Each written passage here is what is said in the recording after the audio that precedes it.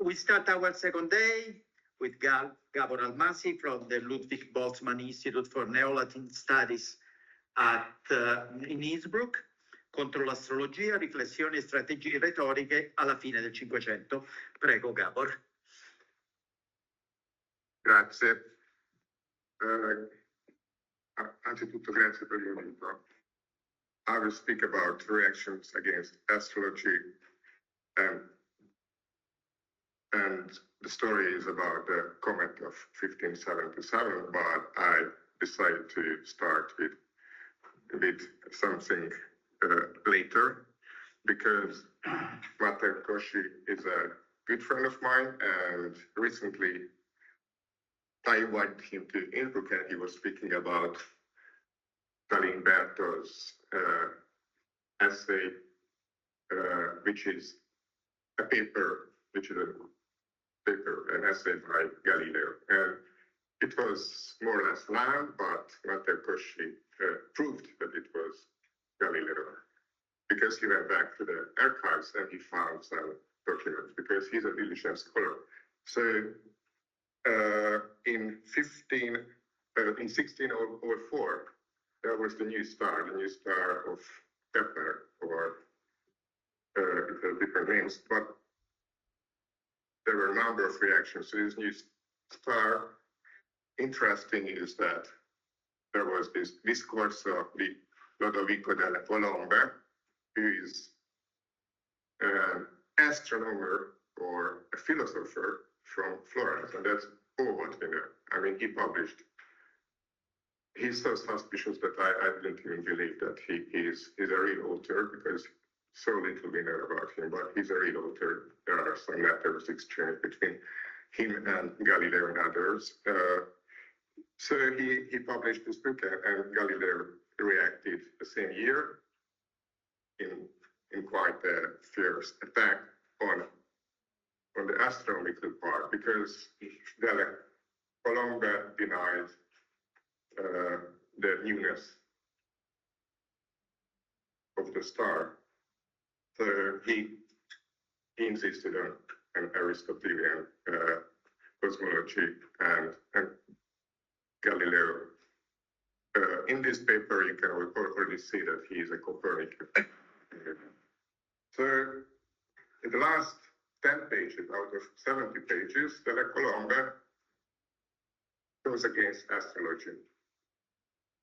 And that's interesting. No one really cared about it, so I thought it's a good start. He continues to ask about the physical relations between the universe and the man. So how could one link a violent dance to the temperature of the humors and to the stars? He's asking.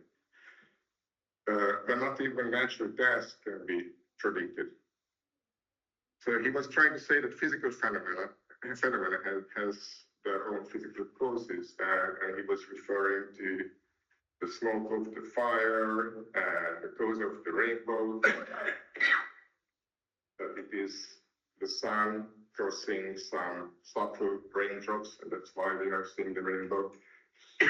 Of course, he's referring also to the Bible and St. Thomas and some authorities, but mostly he's using just common sense arguments.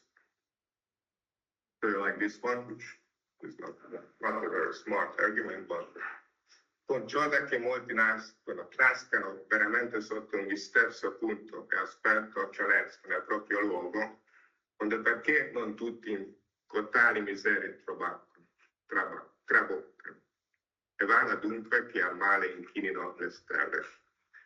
Well, no comments. He's not the brightest astronomer, and Galileo destroys him. But he has some good arguments as well. So he's saying, for example, that how can one read the future even if the sky were a book? Because there are 1,022 stars, and there are so many different constellations. So how can you make out the future from this complex book? Or he's saying that a philosopher, and maybe he's thinking of himself, who knows the people, psychology, who knows cosmography, who knows history, can better forecast the future than any astrologer. And finally, he also uses the common argument that if astronomy is the basis of astrology, there are so many different opinions, and we will see that it was an argument after the comet as well in 77. So he's referring to the ephemerides of Tycho and of Giovanni Antonio Mancini, and then they are so different. So he's referring also to Pico, so he knows the literature. And then he is using this argument, which I found new, but maybe it was a common argument already. I haven't met it before. Il cielo, oltre che non comunica in materia con l'intelletto umano, non può mai, quanto al sito e positura delle stelle, senza notabili differenze calcolarsi nel natale di qualunque uomo. Perciò che gli aspetti per lo rapido corso si mutano ad ogni momento, mentre che noi, dal ventre materno alla luce, per non piccolo spazio di tempo passiamo. So there is, even if it's the birth, the moment of an astrological nativity, the birth is a process. I haven't met this argument before. So Galileo just disregards this astrological part of Della Colomba's essay, and he dedicates a paragraph to it. He's always sarcastic, as Galileo is sarcastic. Usually I find him arrogant as well, but it's sorry to say. But he calls Signor Colombo and sometimes Pippione. Pippione is Piccione. Yeah, Pippione is Piccione, but it also means that someone ignorant. So it's a difficult argument, or at least I found it difficult to understand the Italian. Signor Colombo, a guisa di Licurgo, vedendo alcuna schiatta imbriacato gran parte del contato, faccia il condanno universale per più nobili e generosi spiriti a stirpare tutte le viti. I see that you understood. Immediately, I made difficulties also because of fiata. So he's saying that Colombo he thinks to be a kind of Lycurgus who got all the vineyards destroyed only because he stole sometimes the peasants to be drunk. And this exaggerated reaction of Lycurgus was harmful for the noble spirits like Galileo, who could taste the wine well and who didn't get drunk drinking the wine. Per lo suo uso cattivo, come se qual si voglia scienza, ancor che in se stessa utile e perfettissima, non si possa dalla malvagità dei uomini contaminare di spregia e vitupera con tanto. So he's not doing anything else, just dispregia. And you can destroy any science if you are a malevolent person like Colombo.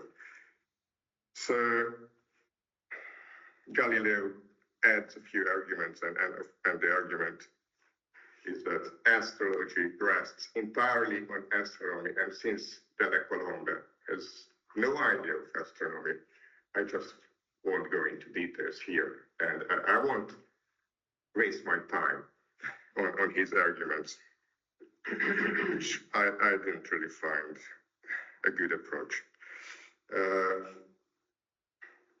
He also adds that he doesn't think that people who are not biased lovers of their own ideas should look for any other thing than truth, whatever profession or discipline is in question. But this is just Galileo's typical rhetoric.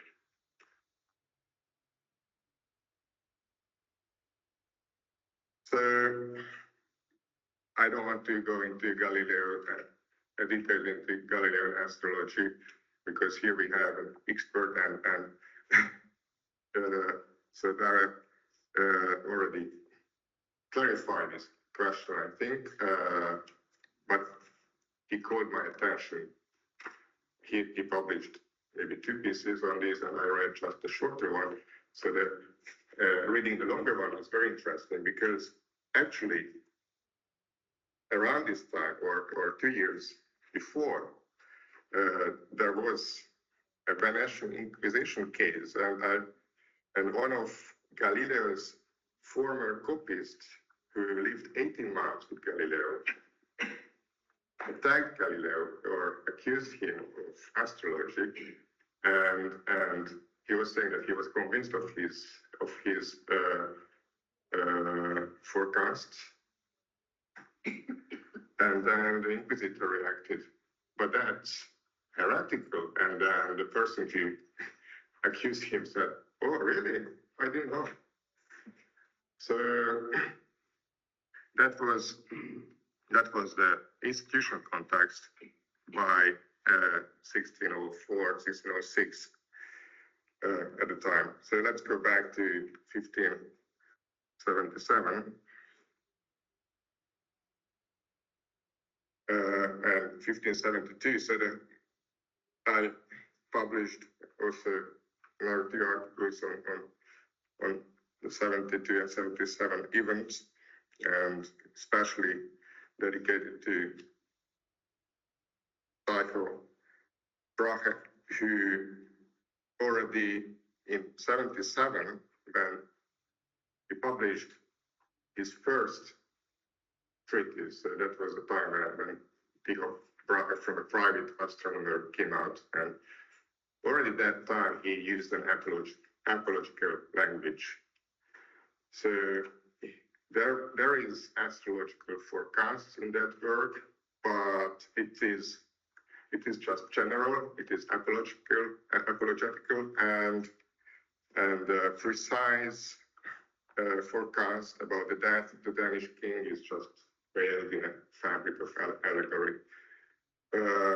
Already that time, Tycho referred to his lost writing against astrologers for astrology. But this kind of apologetical way to present astrology became even stronger later on. But there was astrology all over, in all the publications.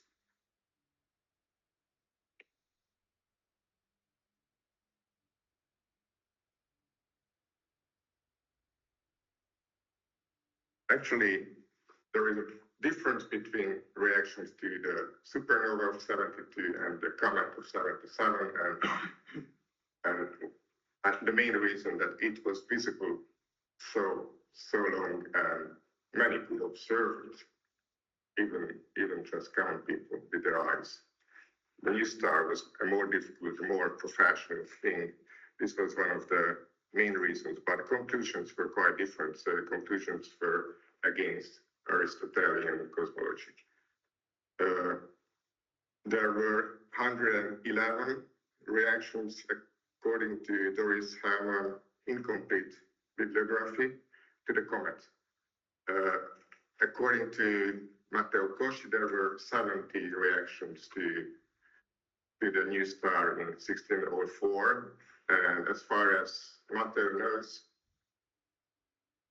apart from Della Colomba, no reactions against astrology. So situation didn't really change from 77 to 1604.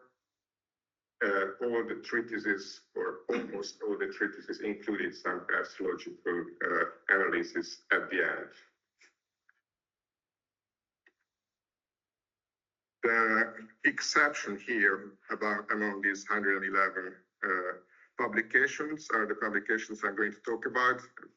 All appeared with Pietro Perna in Basel, and it started with Perna and Thomas Erastus.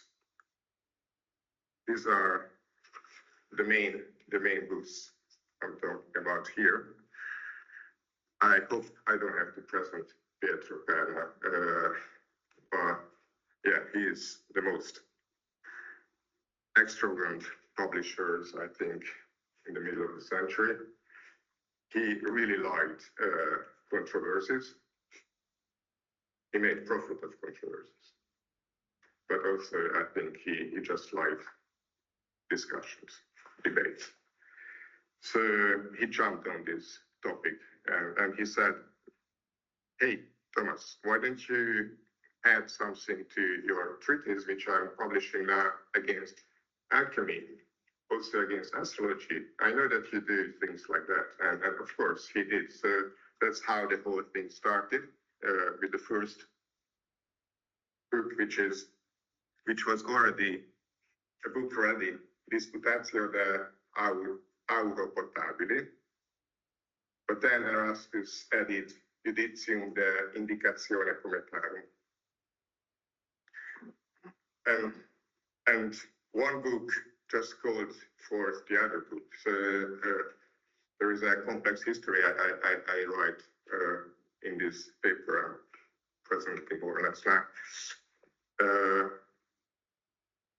Bit too complex, but I shortly try to summarize. So the next book is by Andreas Studit, but it has a preface by Giovanni Michele Bruto, who is a historian and humanist who ended up in Transylvania and in East Central Europe. He was a friend of Studit. It's quite a violent attack against astrologers. Astrologers are all suspicious people who just do it for money and they just want to misguide the poor people.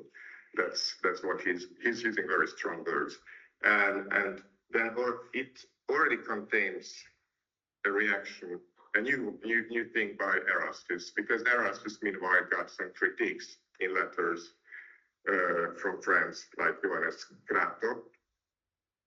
And then there is a publication which contains these two and but changed and some new reactions by Erastus, some new letters by Studit, but Bruto's preface was too controversial, so it was dropped.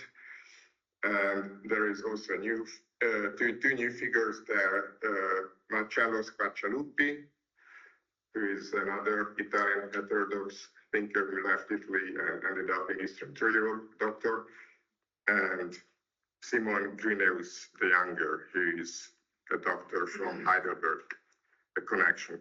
And last publication are the astrological letters by Erastus. So these astrological letters were written much before, but they just came out in 1580.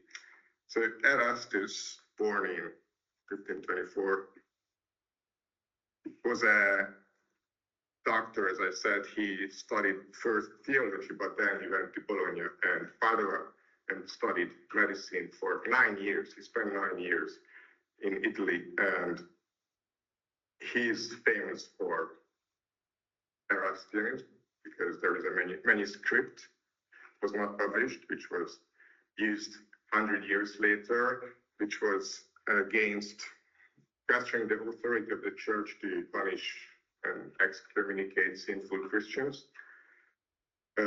He is famous for the controversy over witches, in which he took the bad side. So he said, let's get rid of the witches. I think he just wanted to get rid of superstition, but that was not the most enlightened work he wrote. And he also entered into quite a fierce controversy with Jacques Bohary over alchemy, over Paracelsianism. So he was an anti-Paracelsian author. In 1557, he translated Girolamo Savonarola's Contrary Astrology into German. And then he wrote these letters, and I want to present you some details from these letters. So to show how he argued. Why was he bothered so much by astrology? He says, in the preface of the letters, he says that when I returned from my study years from Italy, I found it so strange, this different climate among the Germans, where the vanity of astrology was so alive. This frenzy, this German frenzy, is so different. Everyone is just asking for astrological forecasting in all moments of their life. Doctors use it all the time. And when I arrived, I adapted to this mood. But then my sincere feelings came over with this, and feeling pity for the common man, I started attacking astrology. So he's saying that he has an Italian attitude, an anti-astrological attitude, and finding him in this German climate, he just couldn't help reacting to it. So he, of course, read not only Savonarola, but also Pico. Pico is very important. And of course, he read also Giovanni Mainardi and everyone. Let's read this. Sorry for my Latin, because I'm a self-neglect, I haven't studied Latin at university. Hactenus globus argumentis principiis valum et falsum ostendi astrologorum ornatum. Primum quae eius modis stire antequam fiant laboriosa student qui per accidens fiunt. Deinde quia non in suis veris causis futura credunt. Copiosa exposuri. Omnia quae hic fiunt particularia quatem stadia sunt per accidens fieri. Maybe it's better if I don't read this. Hungarian. This is the way we read it in Hungary. So it's not the Italian and not the reconstructed, but I'm sorry. So up to this point, I have shown in two ways that the efforts of the astrologers are vain and false. First, because they want very much to know things that come about by accident before they come into existence. Second, because they do not look for the true causes of future things. I've amply shown that all individual things, as far as they are of this sort, come about by accident. One of the examples he's talking about here, which he has analyzed. So this is the end of one of the letters. And this is a big book with letter treatises, not letters, but letter treatises, like 30 pages, one letter. And one of the examples is interesting because he's saying that if you look at a nice and intelligent person and wonder about the natural reasons, we don't know the natural reasons, but there are natural reasons. And if we knew these natural reasons, we could reproduce the same person. That's what basically he's saying. So, non dubium est, quin pulcher et ingeniosus homo ex causis certo modo inter se iunctis per se non autem per accidens producatur. Et si sempre el modo non aliter omnes coirem, certum est semper pulcros et ingeniosos producturas et senos petales nascituros omnino predicere possemus. So we could also forecast, surely, if we knew the reasons.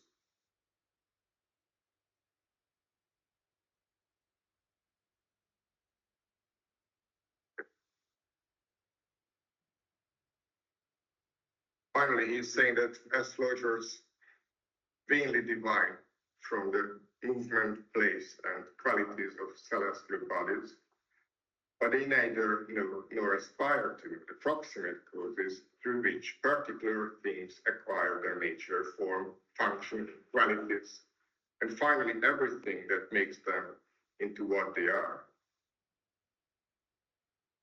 So it is always an argument about approximate causes, and that's where astrology is erring, that it's not looking for the right causes.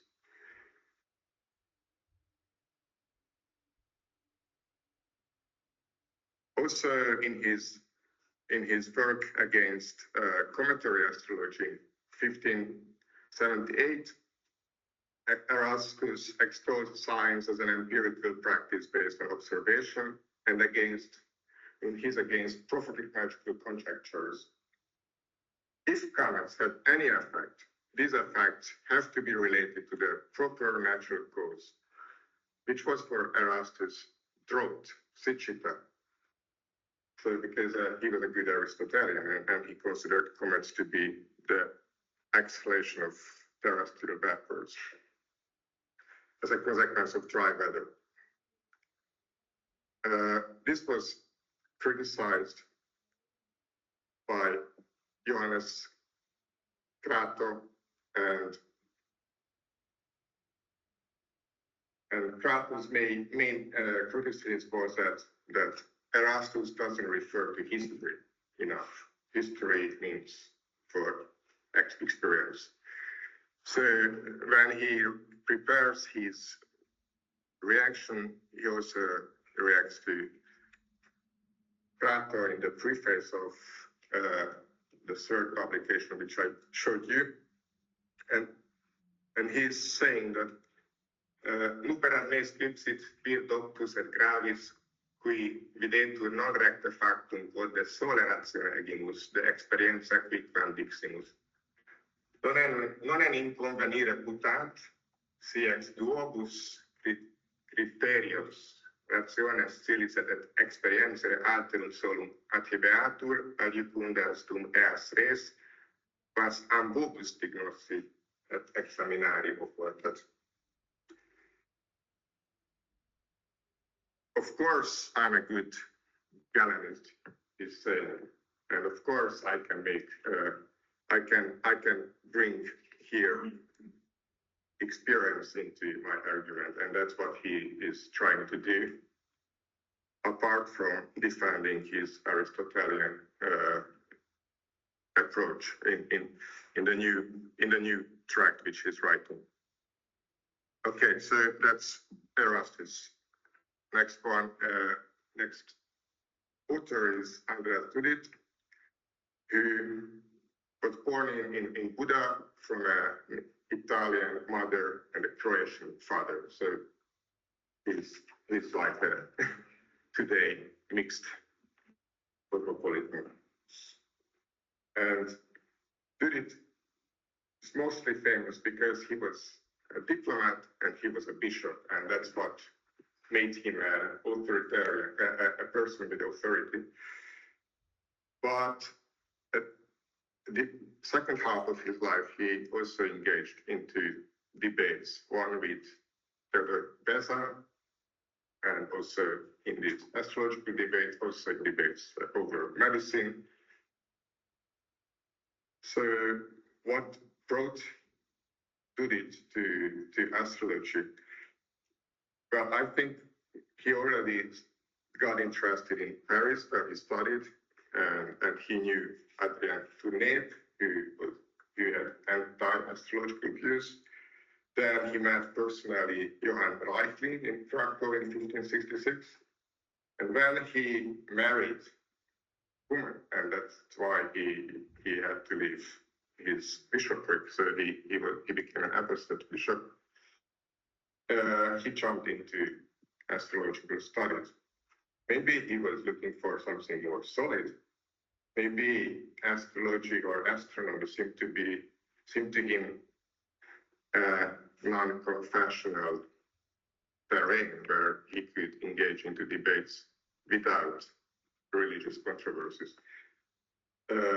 the fact remains that he started studying, and we have a Cardano with his marginal notes, which was studied by Margherita Palumbo, and it shows him as a conventional astrologist. So he was not shocked at all by Christ's horoscope prepared by Cardano. He just added some details to that horoscope, for example. But quite soon,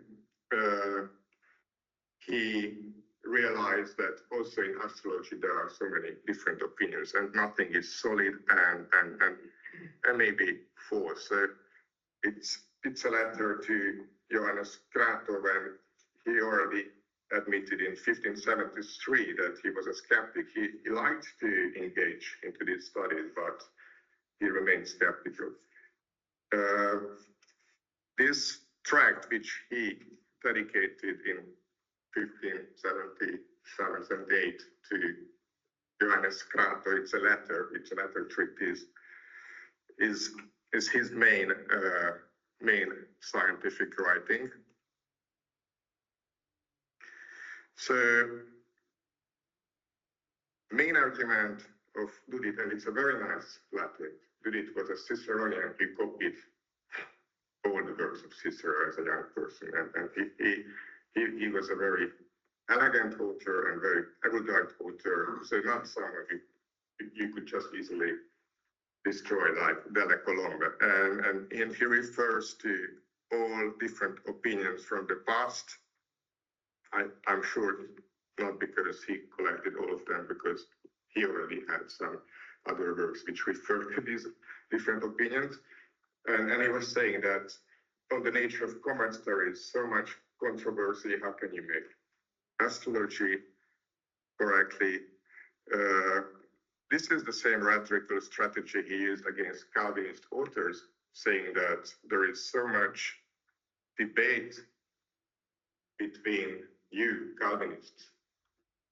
And why did he use this rhetoric strategy? To have the right to have his own opinion, and to just legitimate his difference. So he was saying, vides micrato quam varia quam contraria summi physici te cometis philosophatis sint, philosophized.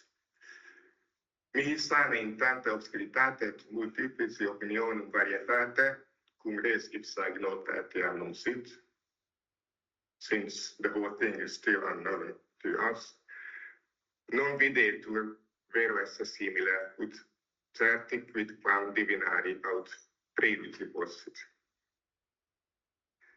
And he repeats quite a few of Erastus' arguments about proximate causes, about physical connection between the phenomena of the sky and the mind, the human mind.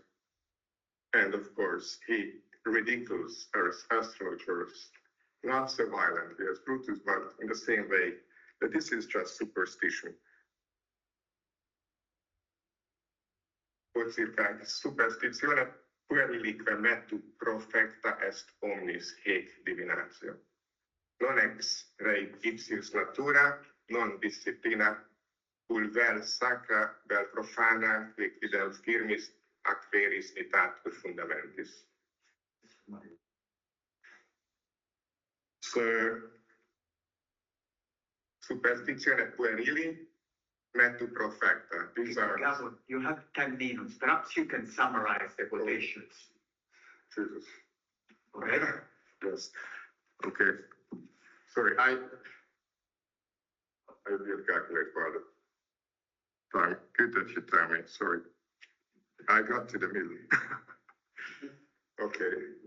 Yes, you're right. What he's saying is that is superstition. So why is Judith so angry with astrologers?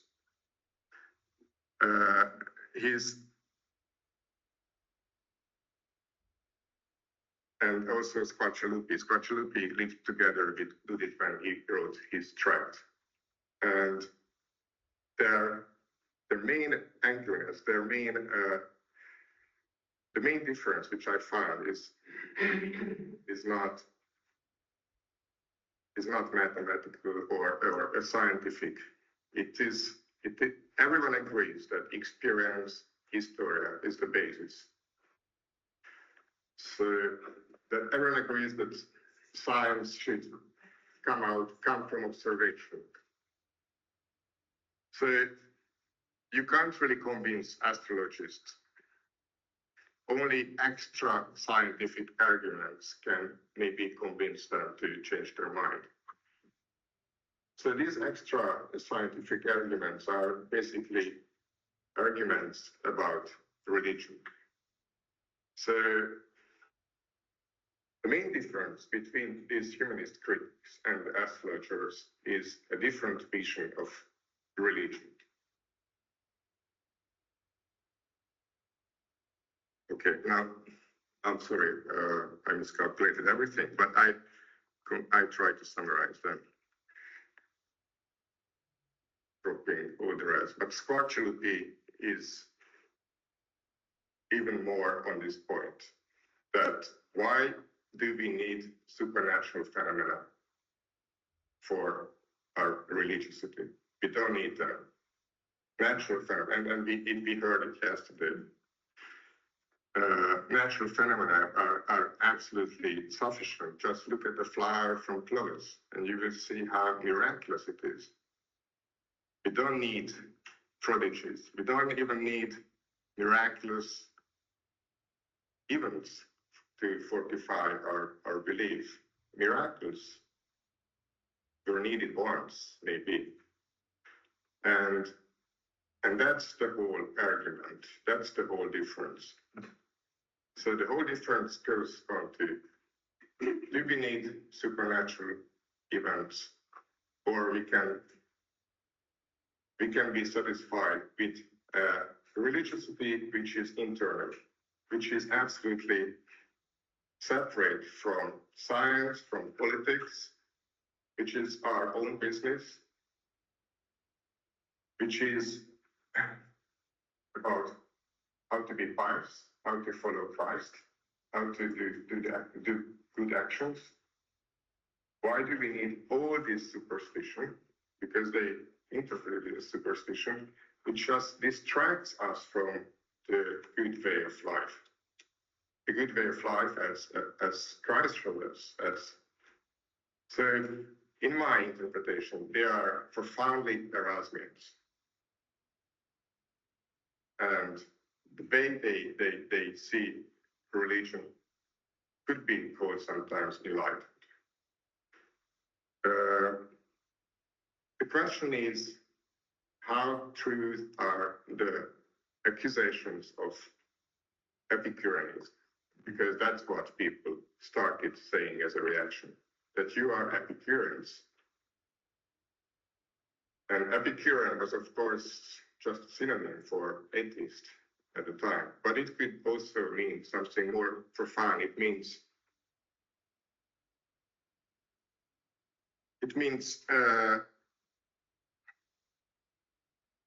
the chance has a fundamental role in nature and history, but I don't have to tell you about this thing because you know it better.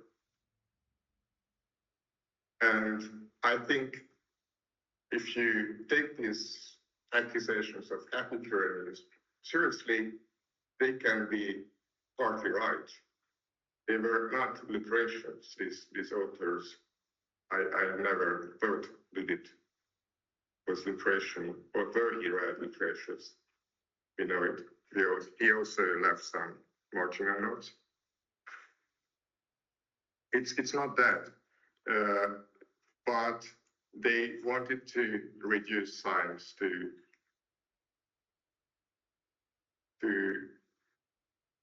a field which is about proximate causation, which is non-controversial. They could, I think, very much put together their Epicurean approach, if you want. Epicurean in the sense that it denies predestination in not maybe totally, but quite a lot, and which includes chance in human history and in the natural events. They could fit it very well together with their profound piety. And that posed no problem.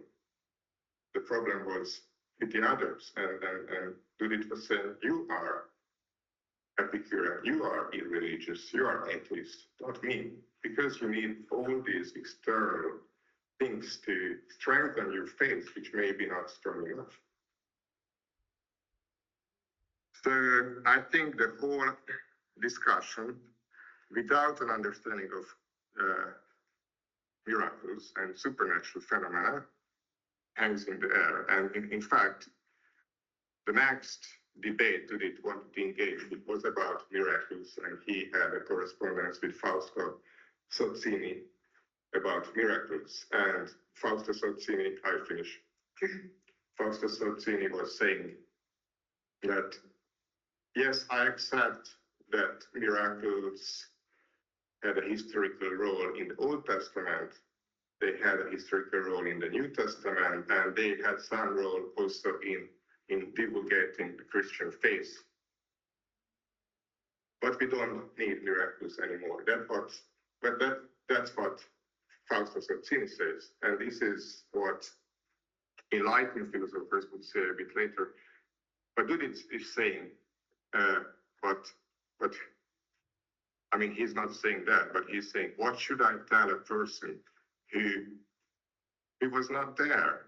Who was not there when Lazarus just recovered, and who was not there in Jesus' time? How could I convince someone of those miracles in the Bible?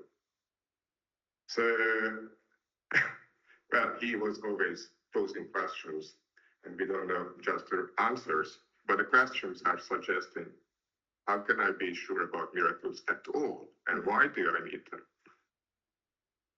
Okay, thank you very much, and sorry for... Thank you. Thank you very much. There are questions. I have one. So about Galileo. Galileo was reacting to delle colombe Ficino about the role of the way astronomy should be done, or also as defending astrology. I didn't get that. No.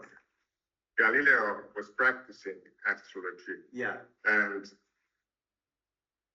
that's what we know for sure. Sure. But he defended astrology here very short-handedly. I mean, just saying that. Was defending astrology because Camerota is not here, but he found a letter, 1537, when Galileo in 1637, when Galileo was living with him in the first phase of his arrest, and he says, Cardinale Piccolomini writes to his brother, who was a general, and saying, look, this Galileo doesn't believe in astrology. I'm astonished.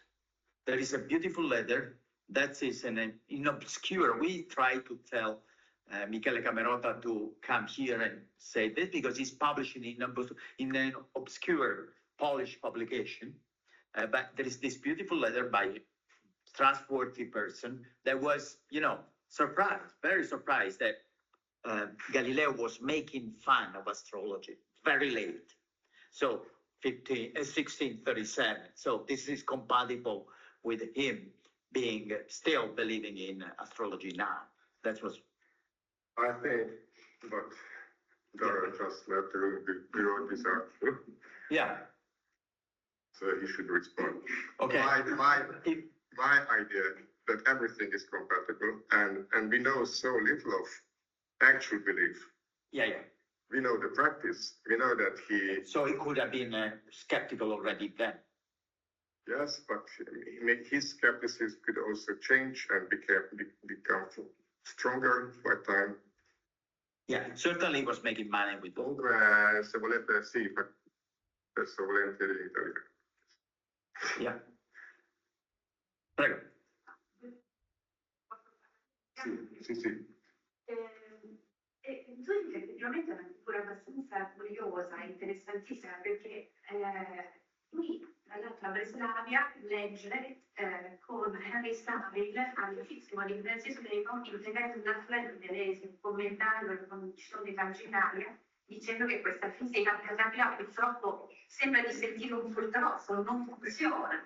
È interessante in realtà tutta la natura fisica è diversa da mettere in discussione quella aristotelica, e nello stesso tempo, se non ricordo male, una lettera mi pare o a Pretorius, in cui continua a parlare di astrologia nonostante queste due parole, in cui dice, questa cosa mi colpì moltissimo quando studiai la questione, lui scrive, dice, ma sembra che ci sia un'eclissi solare nel segno dell'Acquario, e questo, se un oroscopo natale, significa che morirò, cosa che poi accade. Cioè, quindi semplicemente vi consegno quest'altro pezzo su dove che è un personaggio davvero particolare. E questo per me punta a qualche noi storici dell'idea o filosofia, cerchiamo sempre di narrare cose, sì o no, mentre, come ieri c'è qualcuno commentando, che tenere la statuetta non funziona, non ci credo, ma funziona.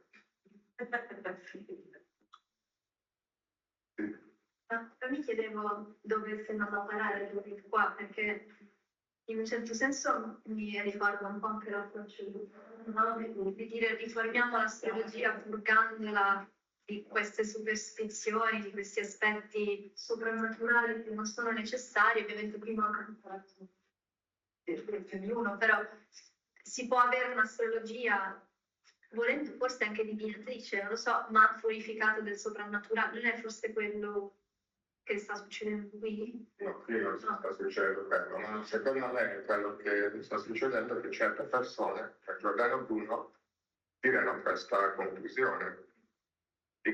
Non dico che questi libri si trovano in tutte le biblioteche, erano molto letti, ma non dico che hanno influenzato per forza, ma c'erano sempre voci scettici. L'astrologia gradualmente diventava sempre più apologetica, sempre più ristretta, sempre più generale, sempre... Sì. E poi bisogna anche considerare un altro più artificio retorico, non diamo la colpa alla disciplina, diamo a coloro che la praticano. Il problema non è l'astrologia in sé, ma sono gli astrologi che ingannano. Questo è un tema ricorrente nelle polemiche. Sì. Il problema è che ci sono troppi ignoranti che cercano di fare solo È lo stesso argomento che ritorna nelle discussioni intorno alla pietra filosofale, all'alchimia. Non confondiamo le cattive pratiche di coloro che per sete di guadagni fingono di fabbricare la pietra filosofale con invece i veri filosofi che intraprendono una ricerca che è degna invece di essere considerata. Quindi,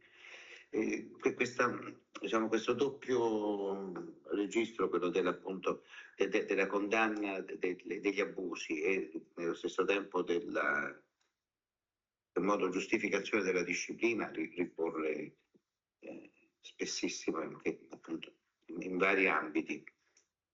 Quindi non sempre chi condanna gli astrologi non crede che ci possa essere uno spazio per previsioni astrologiche. Infatti questo dice giustissimo, noi tendiamo ad essere un po' troppo netti nel giudizio, quando invece occorre vedere anche le sfumature, che appunto probabilmente nel caso di Galilei anche questo è... sì, anche Galilei probabilmente non ha detto che... Sì, non credo che... A che tipo di astrologia non crede? Anche lì, vabbè, il discorso sarebbe molto più... Magari ne facciamo alla fine, poi... Scusate, io ho occupato abusivamente la Presidente la mattina e non so se ci sono altre domande nel frattempo. Se no, altrimenti ringraziamo Gabor, grazie mille. Sara Miglietti viene dal Warburg. Il suo talk si intitola Astrologia e teoria dei climi tra Medioevo e prima età moderna. Buongiorno a tutti, mi sentite anche là in fondo? Perfetto. Intanto grazie mille dell'invito, che mi fa moltissimo piacere, mi dà l'opportunità anche di tornare su un tema che è rimasto un po' alla periferia delle mie ricerche sulle teorie dei climi nella prima età moderna, non perché lo ritenga marginale, ma anzi perché fin troppo centrale, mette in gioco una mole gigantesca di materiale e anche problemi interpretativi assai delicati che non mi sento neanche la persona più competente per affrontare, però fortunatamente qui sono in buona compagnia. Avevo cominciato a lavorarci nel 2016, una fellowship al Warburg, però poi, come Guido sa, sono subentrati altri impegni, altre ricerche, non ci sono più tornata e quindi sono particolarmente contenta di poterlo fare oggi, anche se non mi ripropongo veramente di dare una visione di insieme.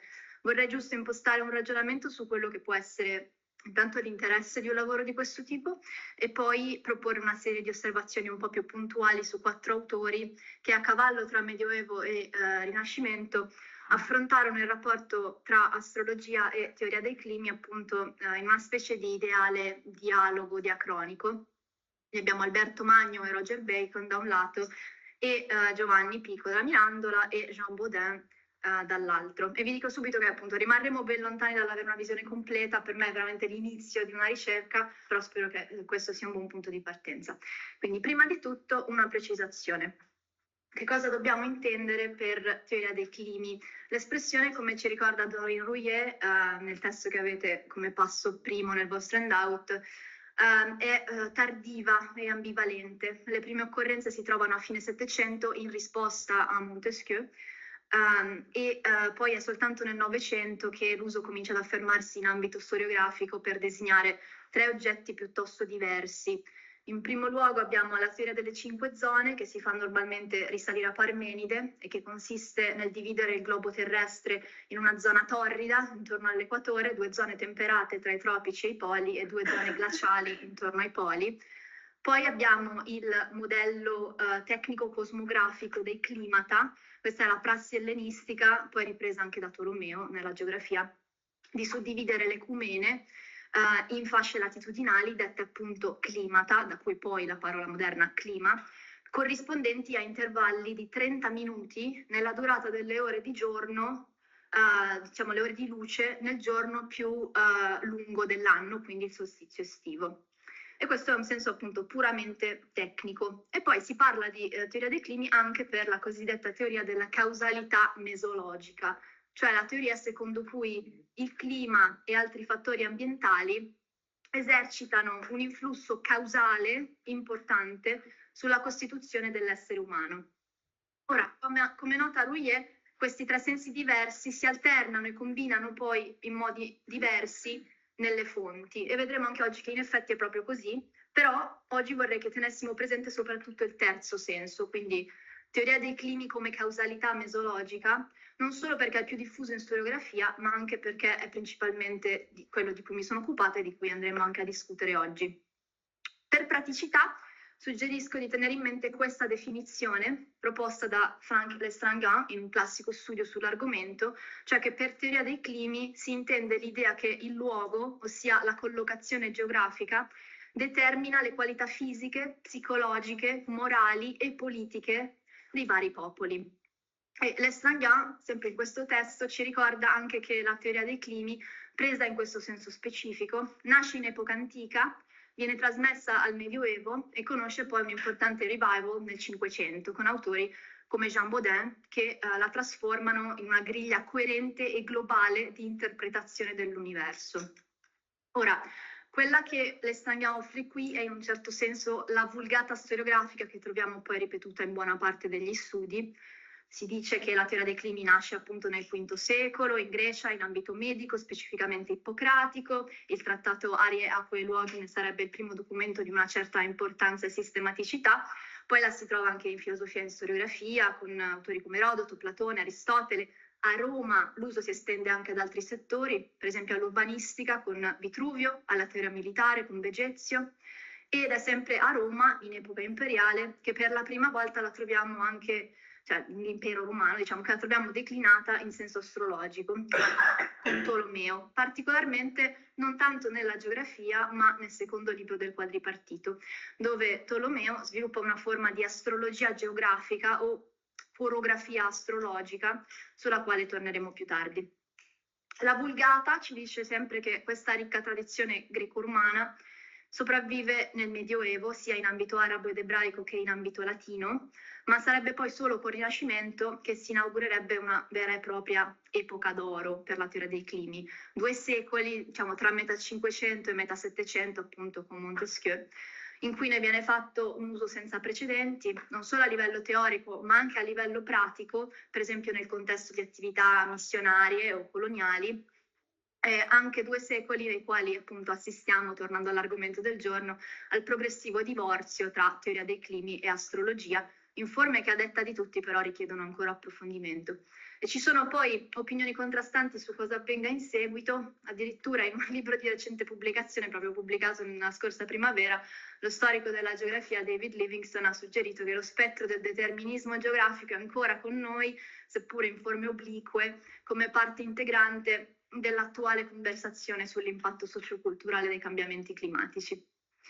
Ora, in realtà vari aspetti di questa vulgata richiederebbero, a mio parere, qualche puntualizzazione. Non abbiamo il tempo di farlo oggi. Oggi vorrei soprattutto concentrarmi su questa transizione tra Medioevo e prima età moderna, dove, come vedremo, la riflessione sul rapporto tra astrologia e teoria dei climi assume un'importanza cruciale e al tempo stesso si trasforma però in modi significativi.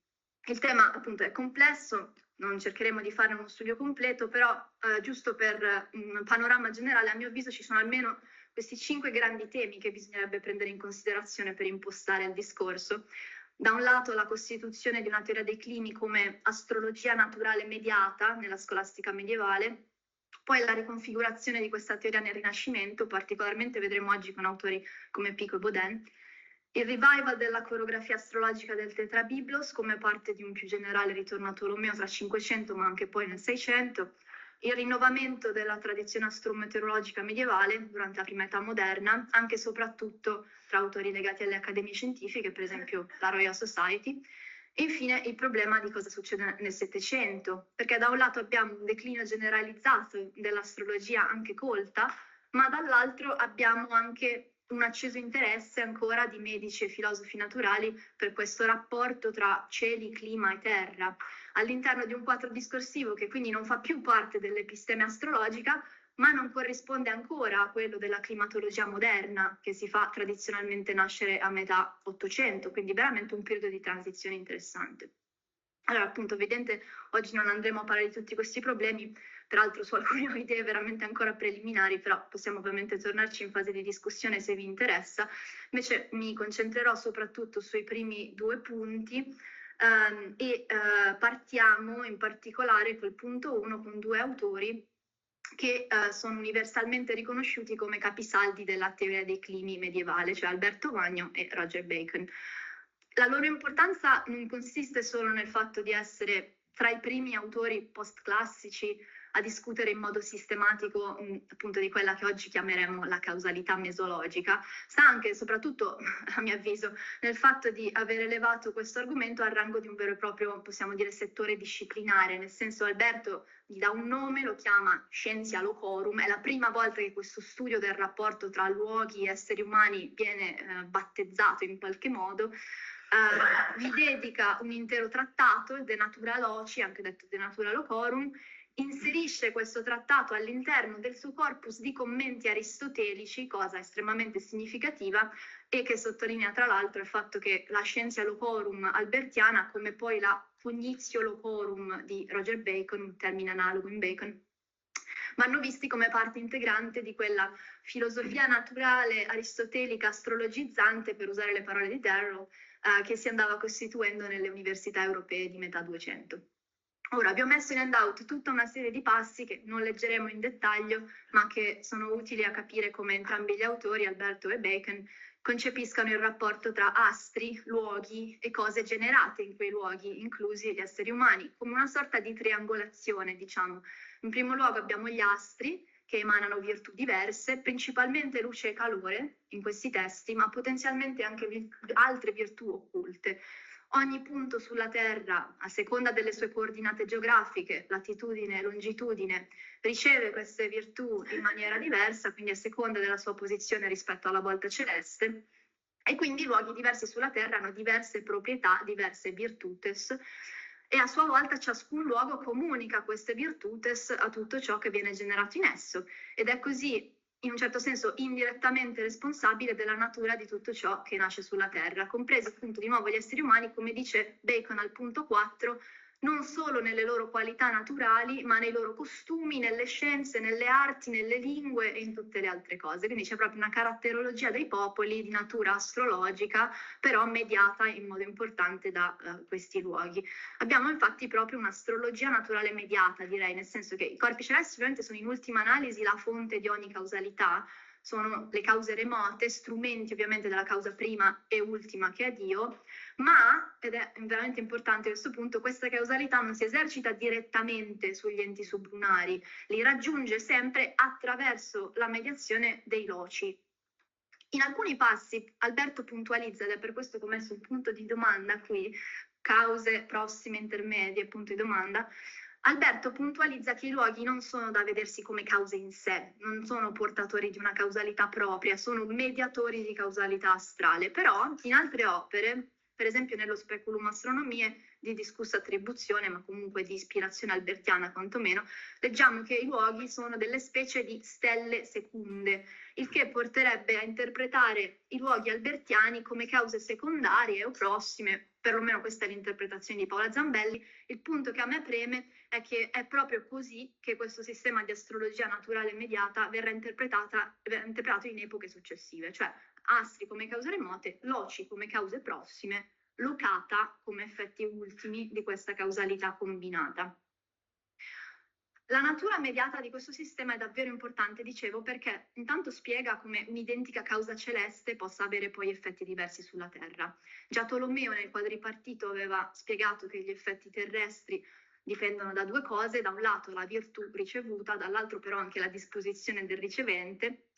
E come vedete al punto 6 Alberto e Bacon lo seguono in questo, quando spiegano come sia possibile che luoghi che in base alla pura collocazione geografica, latitudine e longitudine, dovrebbero risultare inabitabili in quanto troppo freddi o troppo caldi, quel sistema delle 5 zone, no?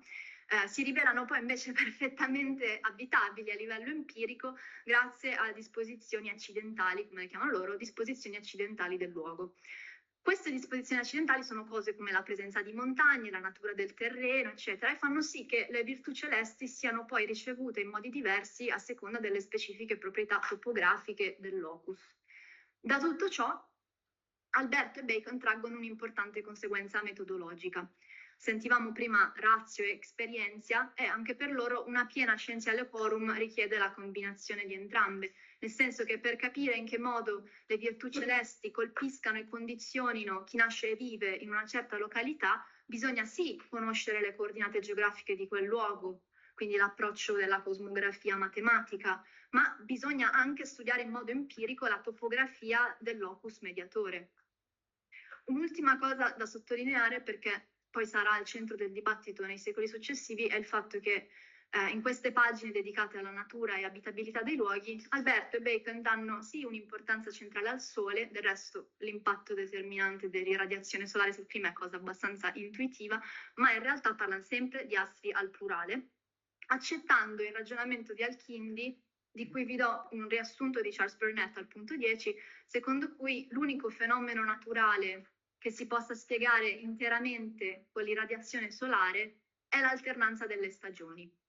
Tutti gli altri fenomeni devono essere prodotti da un concorso di cause celesti, non il Sole da solo, ma il Sole insieme agli altri pianeti e corpi celesti, a cui è quindi ascritta una causalità precisa, seppur non del tutto precisata, nel senso che, come vedete in quel passo di Charles, Alchindi rimane in realtà parecchio vago al riguardo. Ora, Alberto e Bacon concordano che per capire le proprietà fisiche dei luoghi è necessaria un'astrologia allargata. che poi è l'astrologia tradizionale, voglio dire. Da questo punto di vista la loro scientia locorum può sembrare analoga al modello proposto da Tolomeo nel secondo libro del quadripartito, dove i corpi celesti sono pure associati a specifiche regioni terrestri e ai caratteri dei popoli che ci vivono.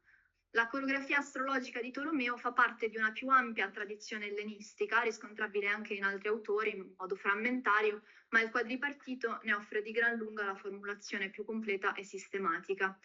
In quest'opera Tolomeo, come sappiamo, suddivide l'ecumene non in fasce latitudinali, quindi diversamente dal modello delle 5 zone, diversamente dal modello cosmografico dei climata, che peraltro lo stesso Tolomeo appunto adotta nella geografia.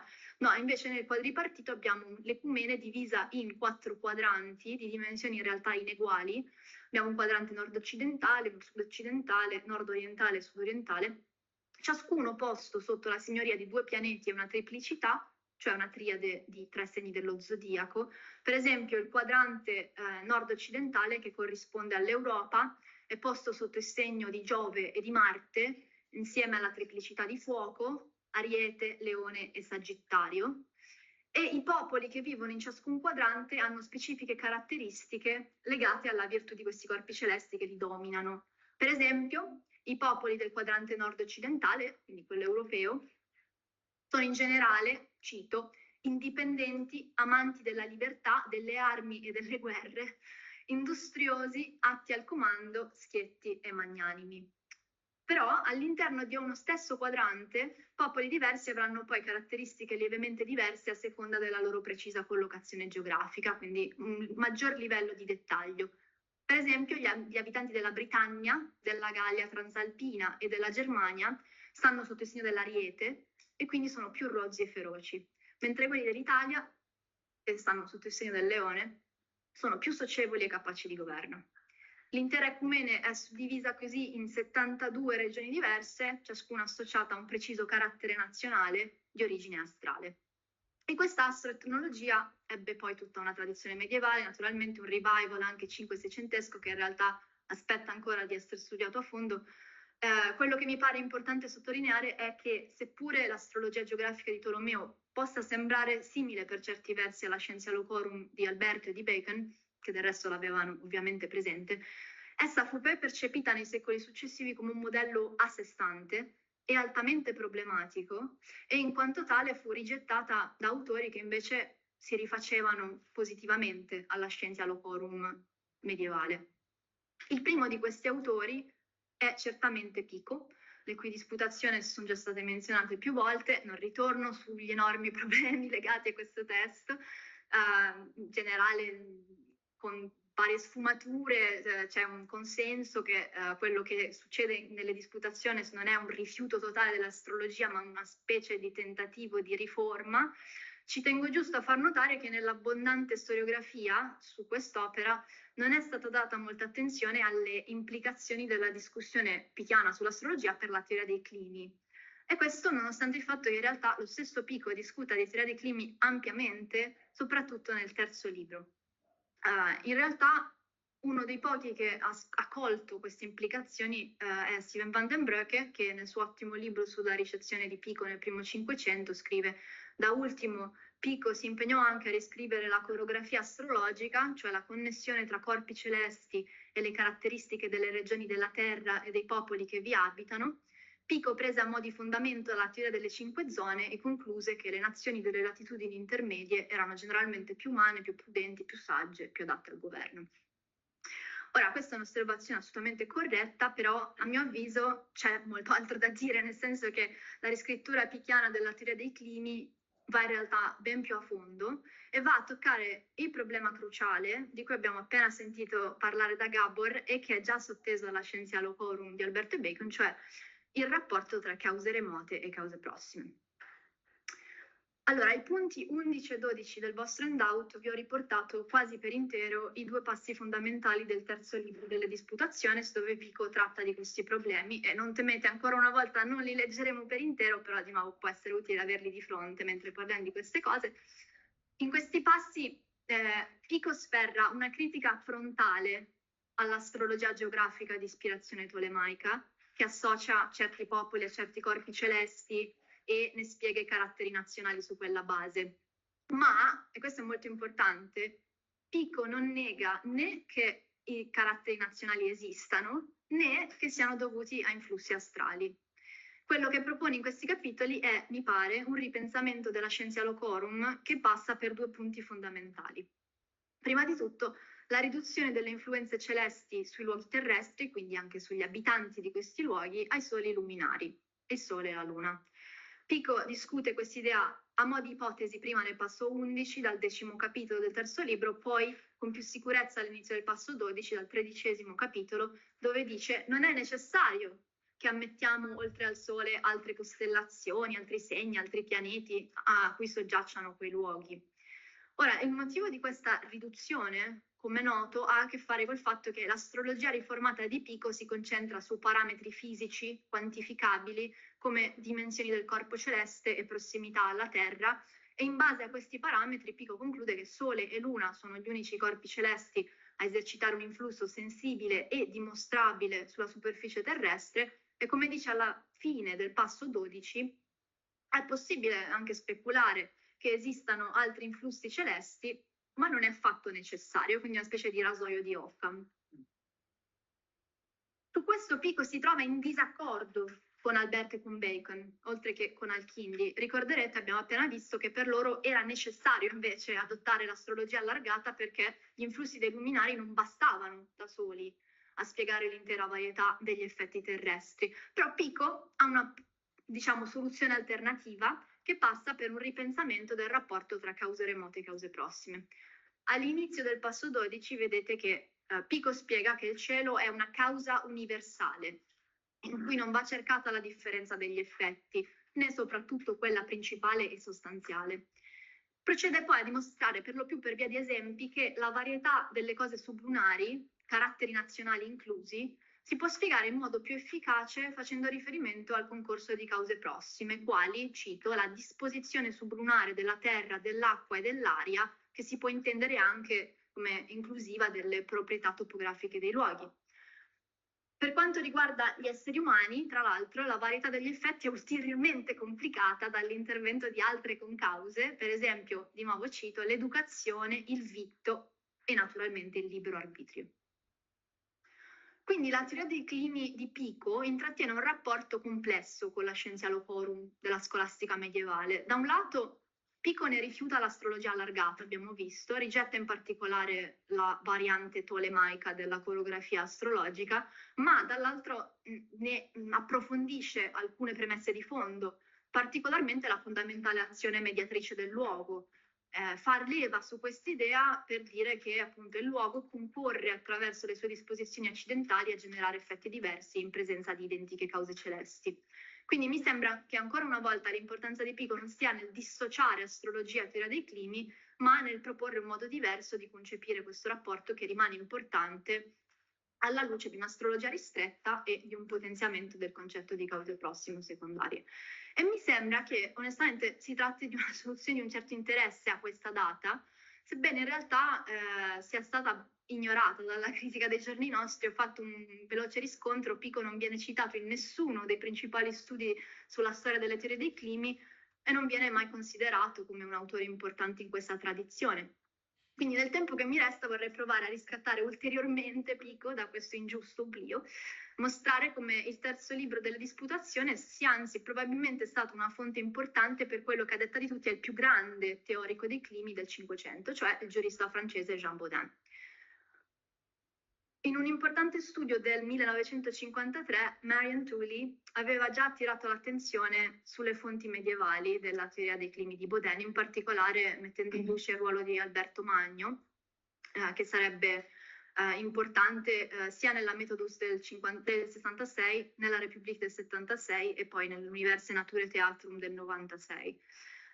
Tooley nota anche, questo è importante, come Bodin faccia un uso sistematico ma nascosto molto spesso delle sue fonti, nel senso che ne cita un sacco nella sua opera, però non si sofferma quasi mai a sottolineare l'origine di alcune delle idee fondamentali che reggono il suo pensiero, a partire da quella formulata per la prima volta nel 5° capitolo della Methodus, che luoghi e astri, loci et celestia sidera, agiscano sugli uomini in modo estremamente potente, seppur non necessario, che è l'idea che vedete al punto 13 sul vostro handout. Ecco, Cieli ipotizza, e io sono d'accordo con lei, che Alberto Magno sia una fonte essenziale di Baudin su questo argomento. Ho anche scritto un piccolo saggio di prossima pubblicazione in Early Science and Medicine che cerca di articolare questa ipotesi della presenza di Alberto in modo più completo. Però, a mio avviso, è altrettanto importante prestare attenzione a Pico come una potenziale fonte intermedia, nel senso che mi pare che Baudin legga Alberto insieme a Pico o attraverso Pico, e come Pico arriva poi a una teoria dei climi che è una specie di scientia locorum rivista. Ora, che Baudin fosse attento conoscitore di Pico è certo, lo cita apertamente in varie opere, ne parla come di uno dei principali ingegni della sua epoca, ma è anche stato notato sia da Cesare Vasoli che da Blair che poi Baudin ne fa anche un uso assai più implicito. Per esempio, nell'Universe Naturae Theatrum del 96, Baudin utilizza le 900 conclusioni e l'apologia come una specie di centone di autorità antiche medievali, soprattutto in materia neoplatonica e cabalistica, senza mai citare Pico come fonte diretta. E la mia ipotesi è che qualcosa di simile avvenga anche nella Methodus, quindi già, diciamo, nel 66, particolarmente appunto nel quinto capitolo, il capitolo sulla teoria dei climi, dove la presenza del terzo libro delle Disputationes è, secondo me, importante, seppur appunto nascosta. Quindi diamo uno sguardo alla teoria dei climi bodiniana, così come si configura in questo quinto capitolo della Methodus, e vediamo in che modo Pico possa aver operato come interlocutore nascosto. Al punto 13 del vostro handout potete vedere come Baudin imposti la sua discussione della natura dei popoli su un doppio livello, quindi da un lato abbiamo la cosmografia matematica, di nuovo utilizza i 4 punti cardinali per creare una partizione dei popoli in base a latitudine e longitudine, e dall'altro la topografia empirica, quello che lui chiama luoghi montani, luoghi palustri, luoghi ventosi, luoghi senza vento. Ovviamente è lo stesso approccio che abbiamo già visto in Alberto, in Bacon e poi in Pico, ed è pure picchiana l'osservazione successiva che la disciplina, come la chiama Baudin, cioè che l'educazione, in inglese la si chiama nurture, diciamo, e lo stesso Baudin nella Repubblica del 76 la chiama nourriture, ecco che questa nurture abbia la capacità di modificare la natura degli uomini.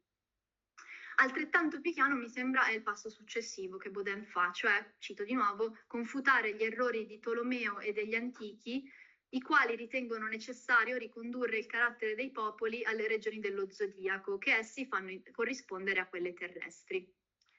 Però si vede anche che quello che Baudin contesta non è il principio della causalità celeste, infatti se vedete immediatamente dopo parla di potere dei corpi celesti sugli esseri umani. Quello che contesta, mi pare, è questa specifica varietà di astrologia geografica che abbiamo già incontrato in Tolomeo. E invece Baudin fa leva, come già faceva Pico, da un lato sulla causalità fisica dei 2 luminari, il Sole e la Luna, dall'altro dal potere delle cause prossime, quelle che lui chiama la varietà dei luoghi, le acque, l'aria, di nuovo Pico è così presente come eco, e anche il vitto, la diversità dei cibi, di nuovo punto picchiano. Ovviamente appunto non solo picchiano, quindi non si può escludere che ci siano anche altre fonti, però mi sembra pienamente in accordo, diciamo, con Pico fin qui. Alla base della teoria dei climi di Baudin sta quindi la causalità celeste mediata dalle disposizioni dei luoghi, proprio come nella scienza locorum albertiana, e infatti come Alberto Baudin ritorna anche sul paradosso dei luoghi che per collocazione geografica dovrebbero risultare inabitabili, però poi si rivelano fertili e temperati grazie all'intervento di disposizioni accidentali. Ed è su questi fondamenti che Baudin erige la sua teoria dei caratteri umani. Istituisce inizialmente tutta una serie di dicotomie assai grossolane tra i popoli del nord e i popoli del sud, la trovate al punto 15, volutamente grossolana nel senso che esaspera i contrasti proprio per mostrare attraverso esempi estremi il punto che sta cercando di dimostrare.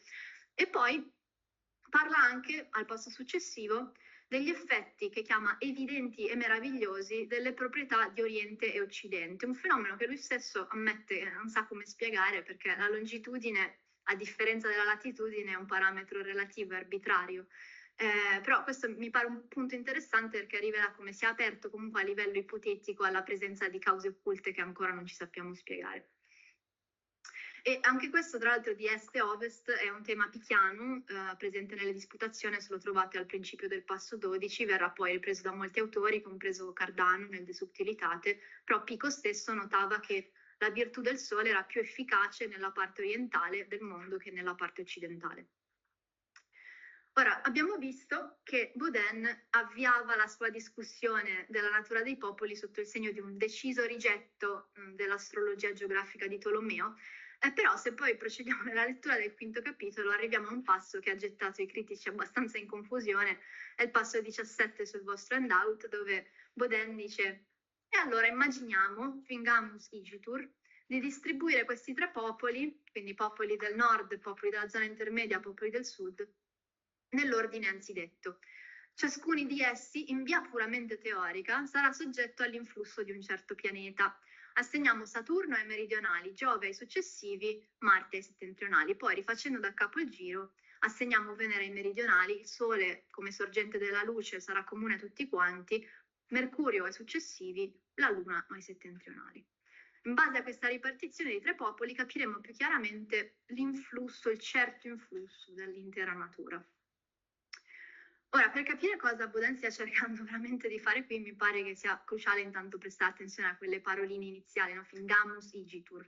Queste parole trasformano l'intero passo in una sorta di esperimento mentale, un esercizio dell'immaginazione, diciamo, di cui Baudin si serve per presentare al lettore un fatto che gli pare importante, cioè che le diverse nature dei popoli non sono frutto del caso, sono parte di una precisa economia cosmica, un equilibrio provvidenziale delle parti, tale per cui ciascun popolo, grazie alle sue caratteristiche specifiche, giunge a svolgere una funzione precisa nella res publica universalis.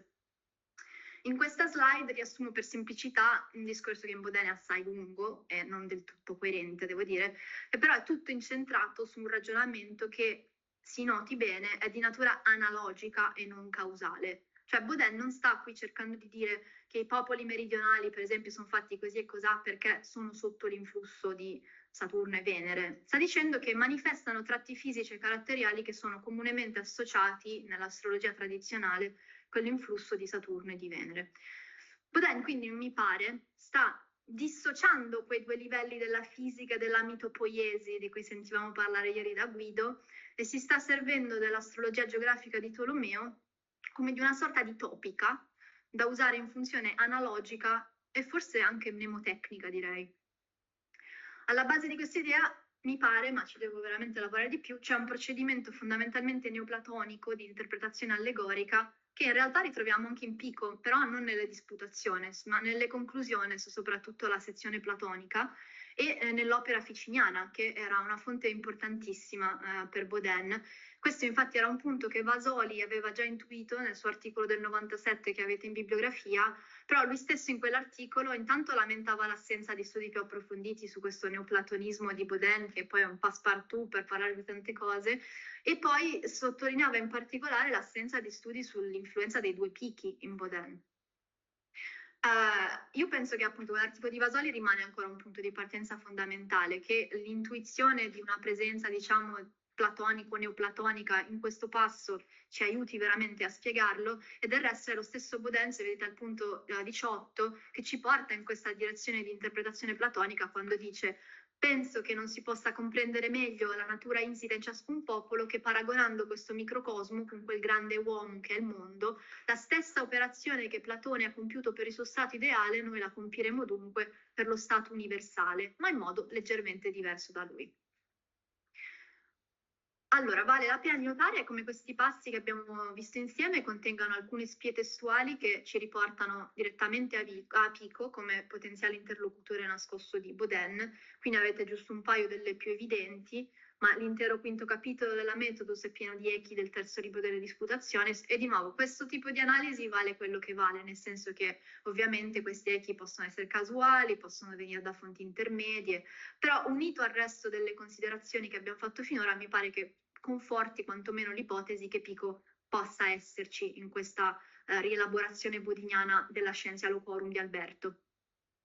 Quindi per riassumere un po' quello che si è detto, sia in Bodin che in Pico la teoria dei climi si configura come una riforma della scientia locorum medievale. Di quest'ultima sia Pico che Bodin tengono fermo il principio di una causalità astrale mediata dai luoghi terrestri, che contribuisce a produrre una varietà di effetti a causa della diversa topografia dei luoghi, oltre che a causa di altri fattori umani. Abbiamo citato l'educazione, il vitto e il libero arbitrio. Ma se Alberto e Bacon abbracciavano un'astrologia allargata a tutti i pianeti e corpi celesti, Pico propugna invece una causalità astrale limitata ai luminari, e Bodin sembra seguirlo in questo, criticando apertamente l'astrologia geografica di Tolomeo e assegnando un ruolo causale solamente al Sole e alla Luna. Sia per Pico che per Bodin, quindi l'astrologia geografica si configura come una sorta di finzione, proprio nel senso di immaginifico, no? Se vogliamo di nuovo un mito poetico, senza fondamento concreto nell'ordine fisico, ma per Bodin rimane un'utile finzione, diciamo a livello analogico mnemotecnico, e la sua interpretazione platoneggiante della topica astrologica rimane un punto che spero di approfondire in futuro. Ci sono poi anche altri aspetti su cui Bodin sembra distanziarsi da Pico, sono punti di dettaglio, però di nuovo potrebbero essere utili per identificare ulteriori fonti. In particolare voglio menzionare l'ultimo qui sulla slide, cioè il fatto che nella teoria dei climi di Pico i popoli del meridione sono detti incapaci di governare e quindi nati per servire, una conflazione di politica 1-1 e politica 7-7, mentre Bodin assegna questo ruolo ai settentrionali. Fa notare infatti che Aristotele definisce come servi naturali coloro che eccellono in forza fisica ma sono deboli di intelletto, e questa è una descrizione adatta a chi vive in climi freddi, secondo Bodin, non in climi caldi. Per due autori che scrivono nella prima fase di espansione europea verso altri climi, che pone anche il problema di come interfacciarsi con i popoli che ci vivono, mi pare che sia una differenza comunque abbastanza significativa. Ok, con questo è giunto il momento di chiudere, fermo restando che c'è ancora molto da dire. Voglio giusto riflettere un attimo su cosa succeda intorno e dopo questi autori. Si potrebbe considerare innanzitutto che la via percorsa da Pico e Bodin fu poi ripresa da altri autori nel 500-600, abbiamo sentito da Gabor naturalmente, però io mi sono imbattuta soprattutto in Thomas Brown, che nel pseudodossia epidemica si muove veramente con crescente radicalità verso un rifiuto delle cause astrali a favore delle cause prossime e terrestri. Ed è anche possibile che in questo abbia avuto un ruolo il neoippocratismo montante del secondo 500. È importante notare che è proprio in questo periodo, dalla metà del 500 in poi, che aree e acqueluoghi comincia a penetrare per la prima volta nei curricula accademici delle facoltà di medicina, comincia a essere oggetto di commenti e anche a ispirare trattati originali sullo stesso argomento, una tradizione che continua fino a fine Settecento con la scuola scozzese di Environmental Medicine, ma ricordiamoci anche che esiste un ippocratismo astrologizzante, ovviamente, quello per esempio di Girolamo Cardano, che ovviamente scrive commenti sia al Tetrabiblos che ad aree e acqueluoghi. Ed esistono poi cammini alternativi a quelli di Pico e di Bodin. Il 500-600 fu, come menzionavo all'inizio, anche un periodo di riscoperta dell'astrologia geografia di Tolomeo, come parte di un più generale ritorno a Tolomeo. E su questo c'è veramente ancora molto da fare, e c'è ancora anche da lavorare, mi pare, su certi aspetti di quella riforma scientifica dell'astrologia tradizionale nel 5 e soprattutto nel 600, con tentativi interessanti in seno alle accademie scientifiche. Quello che soprattutto mi ha colpita lavorando sui primi decenni della Royal Society, per esempio, è che alcuni fellows esprimono questa convinzione che il rapporto causale tra cieli e terra non sia monodirezionale. Per John Beale, per esempio, lo vedete qui, l'uomo ha a sua volta la capacità di modificare le influenze dei cieli, the very influences of the heavens, ma non attraverso talismani o l'intervento del magus, bensì attraverso attività semplici e quotidiane. Lui parla di agricoltura, di giardinaggio, che modificano la natura del luogo terrestre e quindi provocano anche un impatto a livello atmosferico. Ovviamente la distinzione tra sublunare e sopralunare nel frattempo è scoppiata. Fino a che punto possiamo vedere queste idee come l'anticamera della coscienza moderna, che il clima è il risultato di una causalità complessa dai cieli alla terra, ma anche dalla terra ai cieli, in una specie di feedback loop non del tutto positivo, bisogna dire, è tutto da discutere, però con l'intervento di oggi spero almeno di aver mostrato che l'emergere di questa coscienza ha una lunga preistoria ancora in parte ignorata.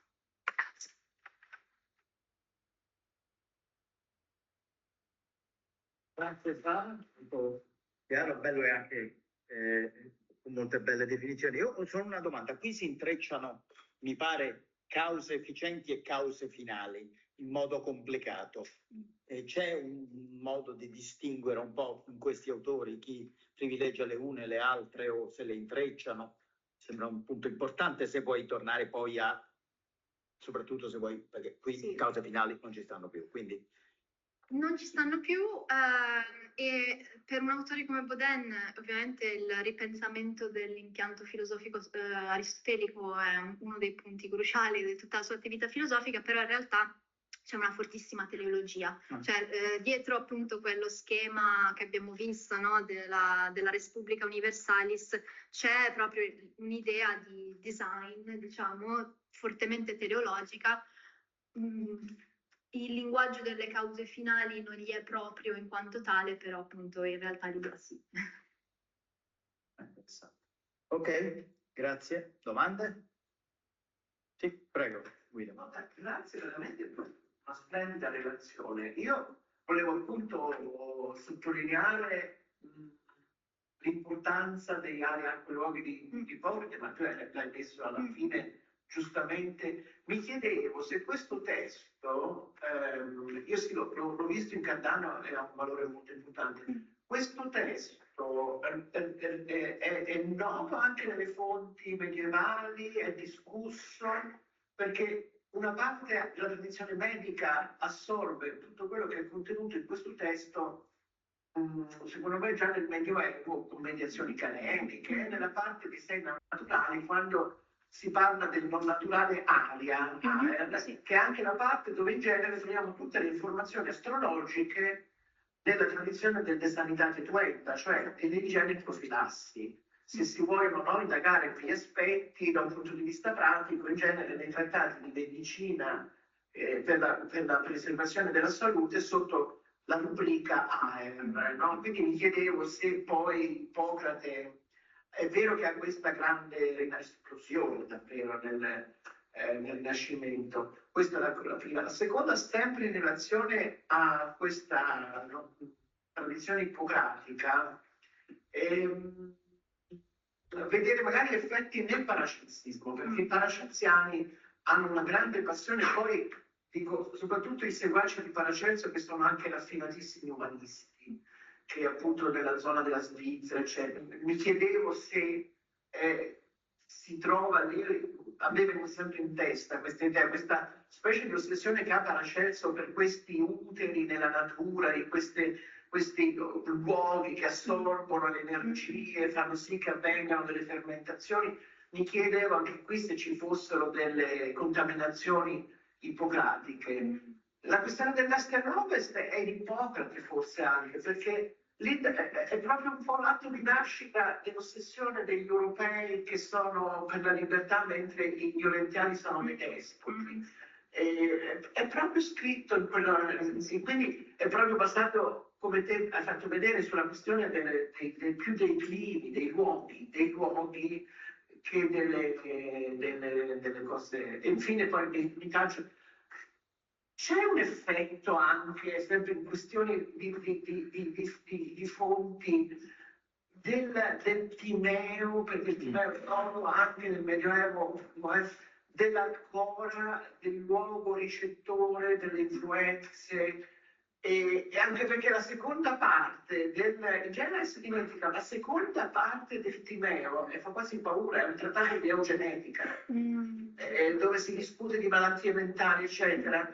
E mi chiedo, adesso io non mi ricordo bene, però la seconda parte è chiaramente eugenetica applicata in base all'idea di come viene formato il mondo tecnologicamente, però in quel caso c'è proprio un'idea dell'uomo. Mi chiedevo se anche in Alberto, che è sempre aperto a tendenze platoniche, ci sono tracce, queste sono tutte curiosità, tracce proprio di questa idea dell'uomo platonico. Questo è un ottimo suggerimento, non l'ho mai trovato discusso in questi termini e lo andrò ad approfondire, non ci avevo mai pensato. Per Est e Ovest, Ippocrate, assolutamente, ovviamente quella è la fonte. Quello che mi interessa in questo testo di Boudin, appunto, che vi davo, è il fatto che lui parli al passo 16 di una causa più remota e nascosta. Cioè lui prende un dato di fatto condiviso da molti, anche se poi alcuni invece, per esempio Scaligero contro Cardano, dice no, queste sono cavolate. No? Ma invece quello che lui è interessato a capire è, ok, dato questo fenomeno evidente, come lo spieghiamo? E è aperto all'idea che ci sia una causa remota che non conosciamo ancora. Quindi, però è assolutamente l'origine ippocratica. C'è una tradizione medievale di ali a quei luoghi. Pearl Kieber ha fatto lo studio classico in cui parla anche della ricezione medievale di questo trattato. È in larga parte mediata dal convento di Galeno, anche ovviamente attraverso le traduzioni arabe. Quello che però dicevi della, diciamo, dietetica e del fatto che i sei non naturali includono l'aria e in quella sessione sull'aria si va spesso a parlare di influenze ambientali, è verissimo, è ovviamente una sistemazione appunto di nuovo post-galenica riferito appunto ai testi galenici in materia. Quello che è interessante a metà 500, come c'è un aristotelismo anti-aristotelistico, cioè, in un certo senso c'è un ippocratismo antigalenico in cui si cerca di ripristinare, ed è possibile solo dopo il 25 perché ovviamente hai l'opera omnia di Ippocrate disponibile senza tutta la mediazione, un po' il discorso che si faceva ieri per Platone senza Ermete in un certo senso. E il parasolstismo, utilissimo di nuovo. Non conoscevo questa idea degli uteri della Terra, andrò a guardarmela. Ci sono molti autori paracelsiani che parlano di teoria dei climi. Quelli di cui mi sono occupata io però sono per lo più calvinisti spinti, quindi super anti-astrologia, e quindi non parlano veramente di questa idea, però andrò ad approfondirla, grazie mille. Mi rilascio proprio a quest'ultima questione. Già in Paracelso c'è un'idea presa anche da quello che si diceva prima di Alberto quando parla delle stelle seconde e gli astri che sono in terra, in pratica, quindi che diciamo, assorbono e distribuiscono le virtutes. In Paracelso ci sono gli astri interni, quindi noi abbiamo le nostre stelle all'interno. E Paracelso c'è diciamo, un commercio, uno scambio tra terra e cieli. Ed è lo stesso scambio che c'è in John May, che conosce Paracelso. C'è già un feedback? Sì, c'è uno scambio, non è unidirezionale, bidirezionale l'interazione, non è dall'alto solo verso il basso, ma anche verso. Poi John May, come anche voi, che tra l'altro non è l'autore della lettera astrologica, perché è di Wolfsbane, ma comunque penso che sia più che compatibile con le visioni di questi corpuscoli che noi conosciamo poco, ma che sono una sorta di invisibile pioggia, ma anche lì è compatibile con l'idea di uno scambio di corpuscoli in una situazione in cui appunto ogni singolo corpo poi non va mai considerato come un sistema meccanico isolato, ma sempre in una complessa interazione con altri corpi. E questa appunto potremmo dire è la giustificazione di un'astrologia naturale in un universo meccanico, nella versione meccanicismo corpuscolare meccanicistica. Sì, assolutamente. No, questa idea degli astri interni è molto utile. Quello che mi interessava in Bill è l'idea che, di nuovo, c'è una mediazione, no? Quindi la mediazione è effettuata dal luogo terrestre che è manipolabile, per cui a differenza di teorie in cui il clima è immodificabile, c'è un'idea, se vogliamo, ovviamente non la chiamavano così, loro parlano di cambiamento climatico, però l'idea di modificare l'atmosfera attraverso la manipolazione dei luoghi, di nuovo con pratiche banali, crei un giardino dove non c'era e ha un impatto sull'atmosfera.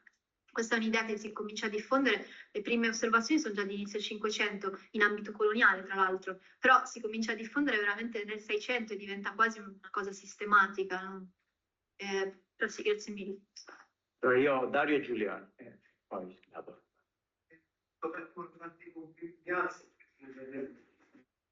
Ovviamente questa visione così che c'è dato che ha un tempo universale, cioè cosmografica, e dall'altro molto più corografica, questa metafora della storia della teoria dei climi. Io personalmente sono molto interessato a sapere un po' di più del rapporto tra teoria dei climi e geografia, cosmografia, perché dalla visione che ci hai dato, la teoria dei climi nasce come una cosmografia in Parmenide, no? come è scritto nel primo testo. E per me è stato in qualche modo sorprendente, perché sono abituato a vedere la teoria dei climi all'interno della geografia di Tolomeo, che però a ben pensarci è un po', diciamo, non sta proprio bene lì dentro, perché diciamo, non è che si conforma proprio alla visione tolemaica, no? Della griglia, dei meridiani. E questo mi spiega un po' questo problema, anche se vorrei saperne un po' di più. La seconda domanda / riflessione è che la presentazione che tu ci hai dato, secondo me, almeno per me, solleva un problema centrale della storia della scienza, cioè quello del cambiamento scientifico. Perché la teoria dei climi, così come l'hai posta tu, con articolazioni che arrivano fino alla climatologia contemporanea, è difforme sia dalla visione evoluzionaria ormai abbandonata, ma anche dalla visione che sembra, diciamo, alternativa, no? Quella che ogni scienza ha un po' la sua evoluzione più o meno rivoluzionaria, più o meno normale. Perché da quello che tu ci hai fatto vedere, cioè la teoria dei climi è sempre ibridata o contigua o interna a una serie di discipline, geografia, cosmografia, astrologia, antropologia, politica e così via, e in qualche modo si ritaglia la sua strada che al momento, no, invece ci sembra centrale. Quindi anche qui, questa è la mia domanda, ti chiedo, cioè, se tu hai in mente, se ti solleva un po' riflessioni un po' più generali sulla, non dico su tutta la storia della scienza, però sul periodo, diciamo, 400-600, che è quello che ci interessa di più. Sì, grazie mille. Okay, grazie. Sono entrambe ottime, enormi domande, cerco di fare il mio meglio. Allora, per quanto riguarda questi due modelli che dicevi, la teoria delle zone di Parmenide, la teoria, diciamo, dei climata, che poi insomma diventa geografia tolemaica, sì, sono effettivamente, appunto, ne parla Dorin nel suo libro, appunto, che è uscito qualche anno fa.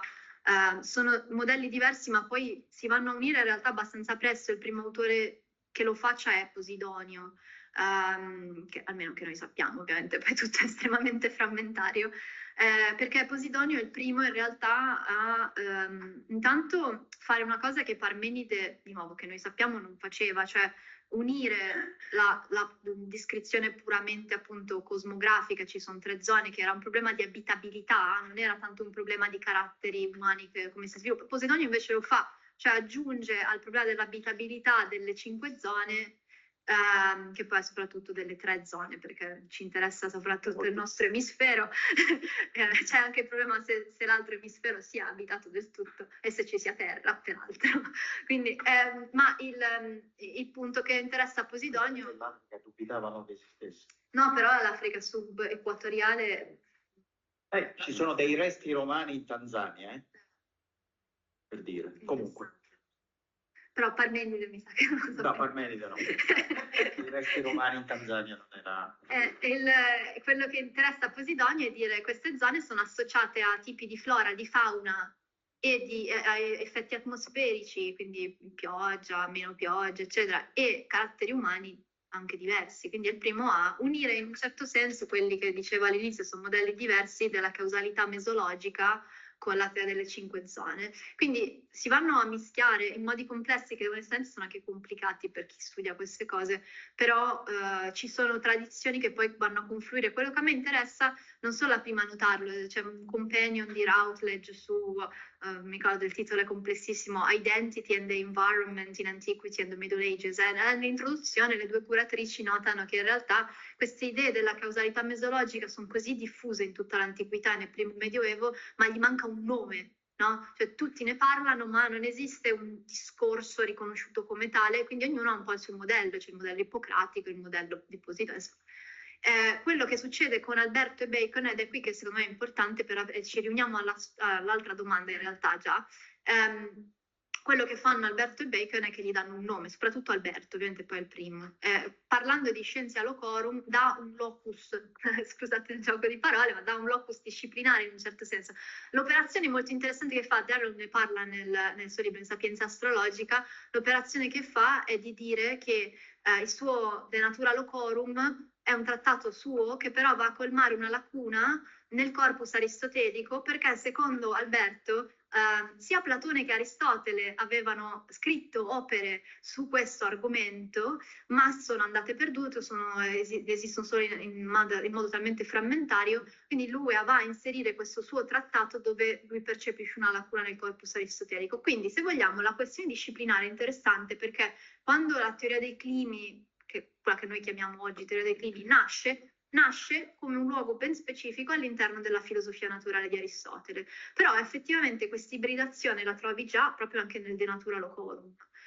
E poi non ne parliamo, diciamo, nella prima età moderna, va un po' in tutte le direzioni.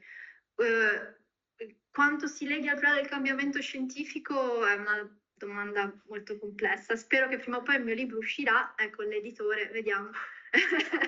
Vediamo se mi lasciano pubblicare, finora non è stato facile. Quando uscirà forse troverò una risposta, però quello che è interessante è che nel Settecento queste discussioni si vanno a infilare quasi interamente nell'ambito appunto della medicina ambientale, quella che si comincia già a chiamare environmental medicine e medical geography, quelli sono i due termini. Prima, cioè tutto ciò che è tra Alberto e questa fine del Settecento è estremamente, noi diremmo, interdisciplinare. Ovviamente poi ognuno aveva i suoi interessi peculiari, magari lo portava più in una direzione o in un'altra. Giuliano. No, grazie mille, davvero molto interessante.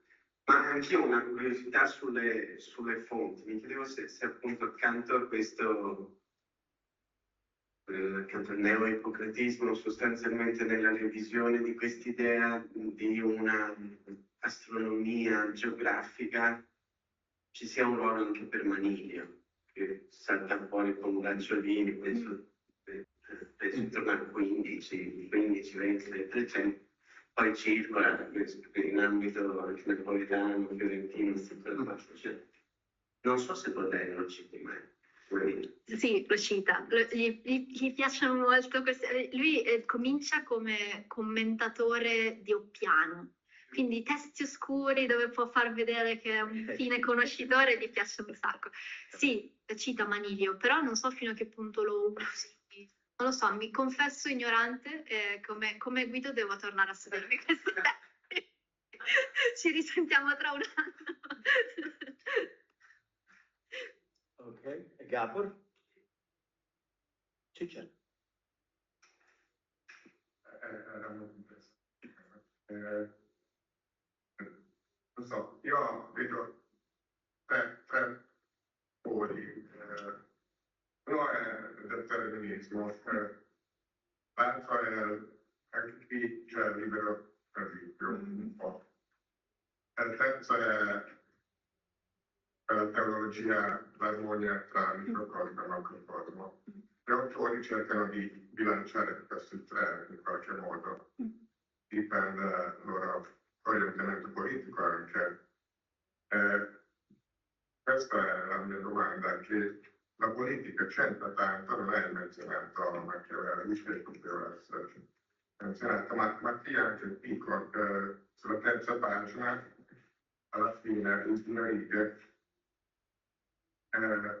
si vede che per la dimensione, se andiamo in direzione di un determinismo totale, allora cosa facciamo con la politica? Come possiamo avere una società disciplinata, civile e buona? Allora la domanda è, tu moderna, cosa aspetta, allora come c'entra nella sua visione politica? È essenziale, nel senso che allora già nella Methodus il suo problema lo dice esplicitamente, quello che lo porta alla teoria dei climi è che c'è una tale varietà di racconti storici, bisogna capire quali sono veri e quali sono falsi, e serve una specie di touchstone, come si dice, una cartina di tornasole, un metro di giudizio. E per lui queste sono caratteristiche, cito dalla metodo, caratteristiche tratte dalla natura e non dalla convenzione, no? Queste caratteristiche sono appunto i caratteri nazionali dovuti a astri mediati da luoghi. Quindi è un problema storiografico, diciamo, nella Methodus, ma già con problemi politici innestati. Nella République diventa esplicitamente un problema politico, ed è il problema che Pico articola qui, hai ragione. Cioè Pico parla qui delle leggi e del fatto che le leggi hanno il potere di cambiare i caratteri. Problema già platonico, nel senso che Platone, vi dicevo, parla di quella che noi chiamiamo teoria dei climi tra le varie opere nelle leggi. Quindi cioè, il punto di partenza è già lì, e ovviamente Aristotele nella politica fa la stessa cosa nel settimo libro. Quindi c'è una fortissima matrice politica di questa discussione.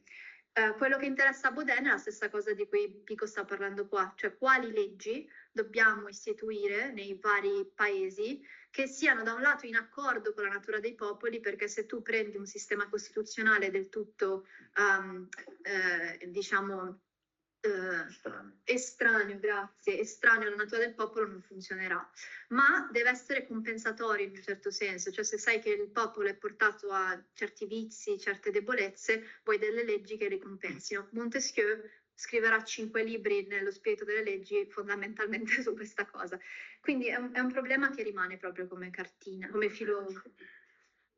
Anche in Guicciardini? Dove? Mi interessa, non lo so. Ok, grazie. Sì, in Machiavelli la teoria dei climi c'è, ma è proprio abbastanza all'inizio dei discorsi, perché parla della scelta del sito e dell'influenza, sì. Se è meglio un sito fertile oppure no, e parla, vabbè, oltre al problema dell'industria, che era il problema già erodoteo, parla anche proprio dell'influenza sul carattere, che è molto interessante però. Determinismo e libero arbitrio, il libro che appunto spero mi faranno pubblicare è tutto su questo, cioè la mia tesi di fondo è che il motivo per cui erano tutti ossessionati con la teoria dei climi è che, un po' come il problema astrologico, metteva fondamentalmente in ballo la questione di come tutti sono più o meno d'accordo che c'è una causalità fisica, ma che non vogliamo farla finire in un determinismo completo, e i due poli vengono tenuti in tensione in modi estremamente diversi.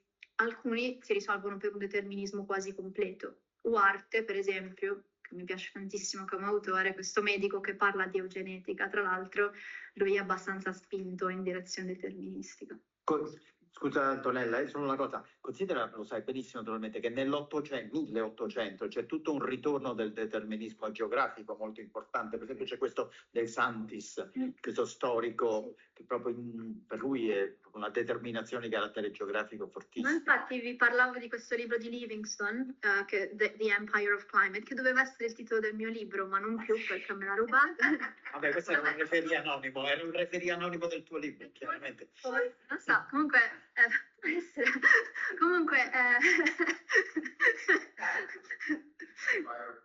Montesquieu, è una citazione a Montesquieu, quindi non avevo inventato niente, però lui, secondo me, quando lui e altri storiografi, diciamo, della teoria dei climi parlano di teoria dei climi come di determinismo geografico, per me questo è un po' petizio principi, nel senso che è un determinismo geografico? È una domanda. Secondo me la risposta è nel complesso no, ma è vero che nell'Ottocento poi arrivano questi geografi tipo Russell, Huntington, poi nel Novecento, loro danno una visione estremamente deterministica, e poi è tutta la reazione del Novecento. Lucien Febvre è uno dei primi negli anni 20 a recuperare in modo storico questa teoria dei climi, e lo fa per avere un possibilismo geografico da opporre al determinismo geografico di questi dell'Ottocento. Antonella? La domanda vera la faccio dopo. La considerazione è che penso che questa connessione politica spieghi anche la sopravvivenza su due tesi, ovviamente. tolta la questione del determinismo astrologico, appunto, usi un altro. C'è una specie di, anche su altri temi, una specie di permanenza, diciamo, dello stereotipo, quindi i meridionali sono un certo tipo, oppure le donne hanno un certo tipo di caratteristiche, cose antichissime che poi ritrovi inserite in sistemi, diciamo, scientifici e filosofici di riferimento completamente diversi, ma millenni di distanza. E ovviamente l'Ottocento, in piena espansione coloniale, in piena costruzione appunto dei nazionalismi, cioè si trova appunto con teorie di questo tipo. La domanda era sulla questione, e mostro la mia ignoranza, però e quindi una domanda autentica, sulla questione dell'analogia. Tu dicevi c'è questa ricomparsa, diciamo, del sistema planetario e poi tutta una serie di altre cose appunto in un sistema analogico. E c'è anche del teatro nature, oppure cioè proprio così come sistema analogico e non come connessione invece di altro genere? Sì, fondamentalmente sì, devo però approfondirlo perché lo studio di Vasoli, tra l'altro, era una delle limitazioni che lui stesso riconosceva, era interamente limitato al teatro. Okay. E quindi il problema, però Baudin è un autore strano perché su alcune cose fa un voltafaccia, sulla politica per esempio passa da costituzionalista ad assolutista, diciamo, con problemi, però su altre rimane molto costante e la sua filosofia naturale io trovo nel complesso non cambia così tanto dagli anni giovanili di cui la Methodus è un esempio alla fine della sua vita, il 96 quando pubblica il teatro e quando muore anche, quindi però ci devo tornare su, quindi grazie del reminder. Okay. Io, se è possibile chiedere un chiarimento sul ruolo dei luoghi come tramite nella triangolazione mostrato. Nel senso, tu ci hai detto che rispetto alle visioni di Alberto Bello, da semplice tramite, poi il luogo diventa una causa vera e propria. E mi chiedevo se ho capito bene. Cioè il fatto che nell'impostazione, a partire da questa triangolazione di astri, luoghi e di locali, appunto, è vero, cioè, mi sembra che i luoghi ovviamente non sono la causa, ma come sembra mostrato che sono in un certo senso la causa però delle differenze tra i luoghi. Quindi volevo capire se effettivamente, no, c'è una rottura vera e propria e su quale punto, o se invece c'è una su questo, no, sul fatto che i luoghi siano appunto causa poi delle differenze, c'è una continuità.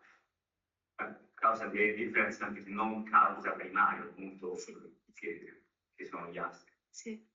Hai messo proprio, hai messo l'accento esattamente sul punto cruciale, mi sembra. Dunque, Pico mi sembra che qui aiuti perché lui lo dice proprio esplicitamente, cioè avendo ridotto la causalità astrale alla pura luce, quindi al calore del Sole e in realtà anche della Luna, cioè lui si trova a dover dire queste sono cause universali, cioè com'è possibile spiegare che ci sono tanti effetti così diversi sulla Terra se tutti ricevono quantità diverse di sì, però all'interno, tra l'altro, un altro problema di cui non abbiamo parlato, ma che poi per esempio viene articolato da molti autori, non tanto Pico, però per esempio Cardano e Scaligero si dibattono su questo, è il problema della varietà degli effetti alla stessa latitudine, che poi in periodo di esplorazioni ovviamente diventa ovvio, nel senso che dove tu ti aspetteresti di trovare lo stesso clima, trovi climi diversi. Oggi noi sappiamo che ci sono anche correnti e cose che loro non sapevano, però per loro il dato di fatto era a parità di latitudine ci aspetteremmo, se si tratta di radiazione solare bassa, lo stesso clima, invece no. Due spiegazioni possibili: gli astri, e quindi ancora nel 600 il concorso astrale veniva usato per spiegare come mai a latitudini simili trovi effetti diversi, o guardi giù invece che su la disposizione dei luoghi come cause prossime. E il punto è proprio quello, quindi, cioè, scusa, non so se ho in qualche modo... Nel senso che c'è una continuità quindi rispetto alle impostazioni di Alberto. C'è, nel senso... Sì, mi sembra, non lo so, magari sbaglio, però mi sembra che quello che sta succedendo qua è che prendono l'impostazione, Pico e Podem prendono l'impostazione, e forse anche altri, non lo so, non ho studiato abbastanza, prendono questa impostazione della mediazione del luogo e però su quello costruiscono un sistema che va in una direzione assai diversa, perché a quel punto se potenzi il ruolo del locus non hai più bisogno dell'astrologia allargata, no? Ah, ok. Più o meno. Se posso aggiungere, ritorno alla mia questione su cause finali e cause efficienti. Le cause efficienti sono transitive, quindi quando si dice qualcosa è il mezzo attraverso cui si comunica la causa, stiamo parlando di cause finali, cioè di cause appunto astrologiche, cioè se gli altri sono la causa, il clima è il mero mezzo, quelle sono cause, presuppongono le cause finali. Quando sono solo cause climatiche, quelle sono appunto di tipo efficiente, mi pare, perché... Questo è. Ma lo stesso Pico è interessantissimo perché quello che dice Pico sembra che parla di cause efficienti e basta. Cioè se lui dice il calore, lì c'è solo un nesso, quella cosa è calda e quindi succede qualcosa. Allora c'è già in lui questo passaggio dalle cause finali alle cause efficienti che c'è alla fine. Se tu togli gli astri restano solo le cause efficienti. Lui ha ancora due astri che però considera dal punto di vista solo della loro forza come cause efficienti. Quindi è molto moderno su questo. Mi sa che Darrel parlerà anche di questo, quindi...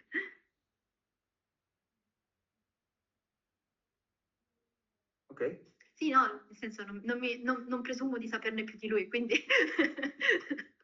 Ok, allora facciamo... Adesso ci prendiamo un caffè e ricominciamo tra un quarto d'ora. Ricominciamo con l'ultima relazione.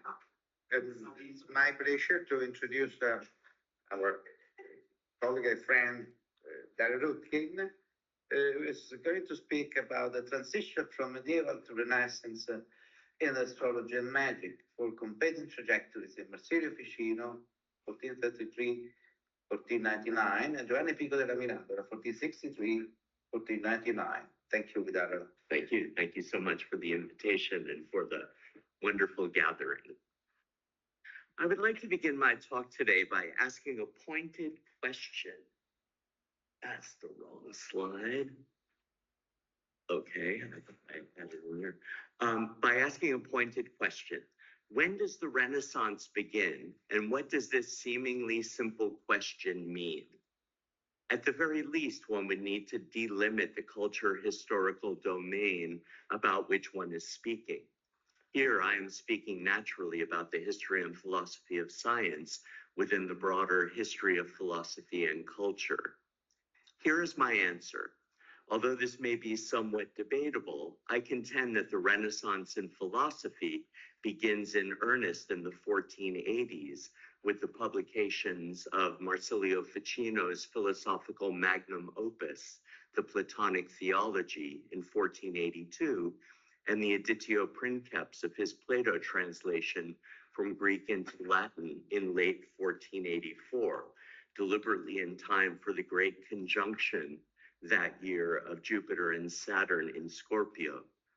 In these and later writings, Ficino provided a systematic Platonic alternative to Aristotle in philosophy. Can everybody hear me okay? And I'm not speaking too quickly, I hope. Good.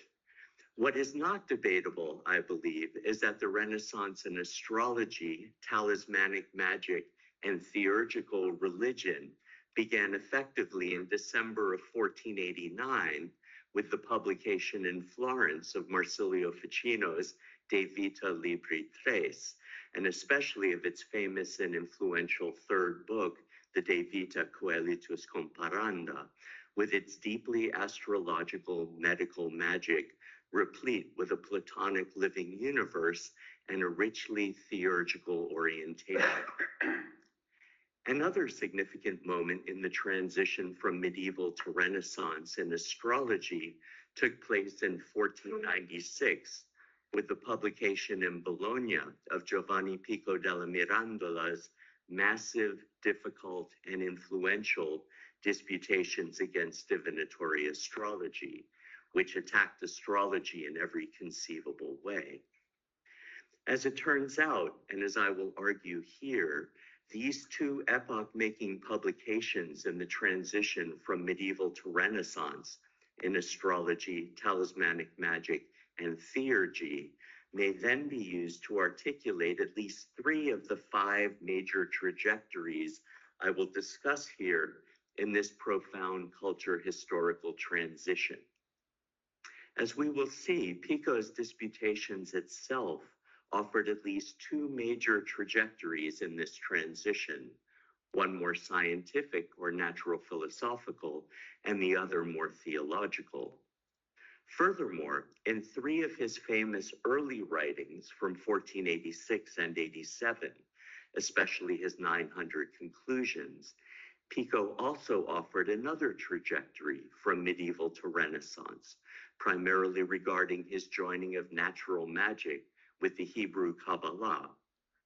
In the resultant Christian Kabbalah, astrology played a minimal role, and there were no talismans whatsoever, but I will not develop this trajectory further here. Thus, in this talk, I will sketch out 4 distinct and influential trajectories in the transition from medieval to Renaissance in the increasingly well-understood histories of astrology and magic. I will do so with the main relevant works by Marsilio Ficino and Giovanni Pico della Mirandola in the 1480s and 1490s, although 2 of these 4 will be treated very briefly here. In fact, however, there is yet another, a 5th trajectory, not associated directly with either Ficino or Pico, but I will save that discussion for the conclusion. This sketch is derived from my volume 2 on astrology and magic in the Renaissance, which focuses primarily on Ficino and Pico.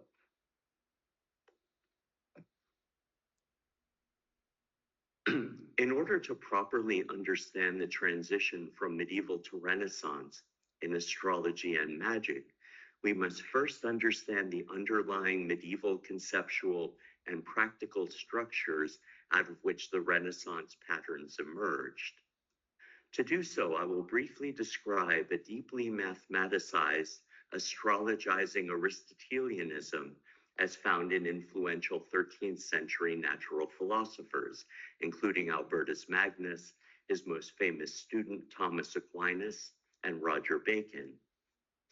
This system provided the scientific and broader theological foundations within a non-living universe for practical astrology and all natural talismans, as I have described in detail elsewhere.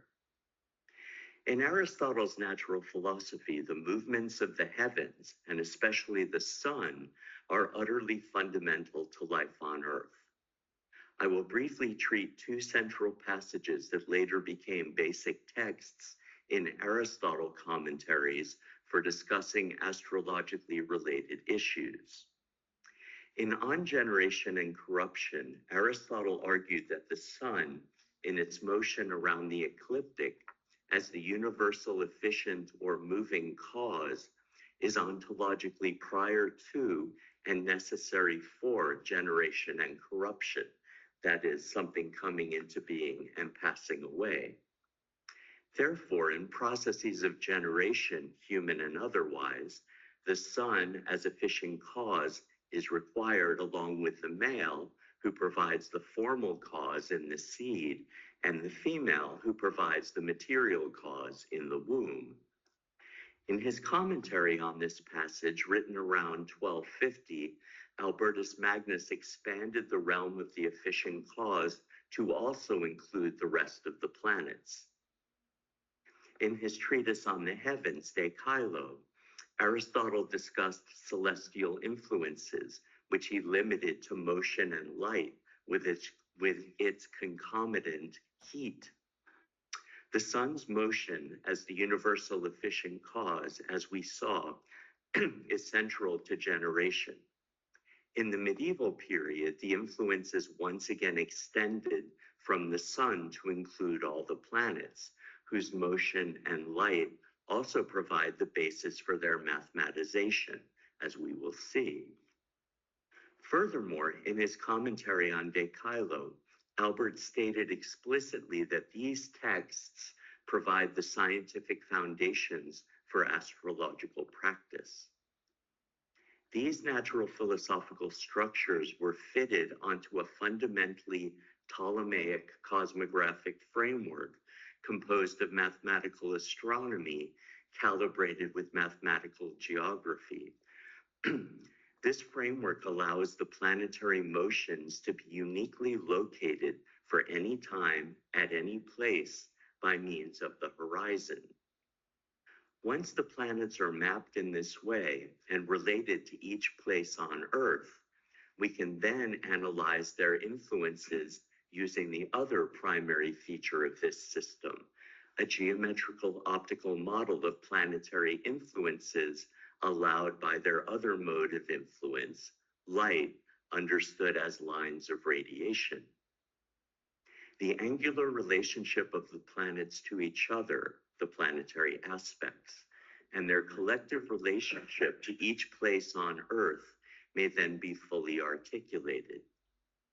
When the different qualitative natures of each planet in themselves and as modified by each sign of the zodiac are taken into account, and the variation in effect from their varying angular relationships, we find ourselves then with an integrated mathematical natural philosophy of richness and sophistication. Within this normative medieval model of celestial influences, the understanding of light's nature is fundamental. In Book 2, Tractate 3, chapters 4 to 6 of his commentary on Aristotle's De Caro, Albert demonstrates how every planet in this efficient causal dynamic has its own individual quality of light, and thus its own unique influence, which is a crucial feature of astrology's natural philosophical foundations. This view is much more fully articulated in Al-Kindi's deeply influential De Radii Stellarum, as we will now see. I quote selectively from its first 2 chapters. They, the wise men in the past, achieved an undoubting belief by means of their senses that the disposition of the stars disposes the world of the elements and everything composed from them in it, in whatever place and at whatever time they are contained, such that no substance and no accident exists here on earth which was not figured in its manner in the heavens. And it is not doubted that this comes forth from their rays sent into the world. For every star, including the planets, has its own proper nature and condition, in which the projection of rays is contained with other things. And just as each star has its own proper nature, thus these rays in diverse stars are of a diverse nature. Whence it comes about that every star does something different and in a different manner on diverse places and things, even if they vary only a little. For the entire stellar action proceeds by means of rays, which are varied in themselves with each different aspect. I cannot develop this further here. I simply want to emphasize that these medieval astrologizing Aristotelian natural philosophical structures were still very influential at the end of the 15th century, including at the finest Italian universities, where they were taught in the mathematics, the natural philosophy, and the medical courses.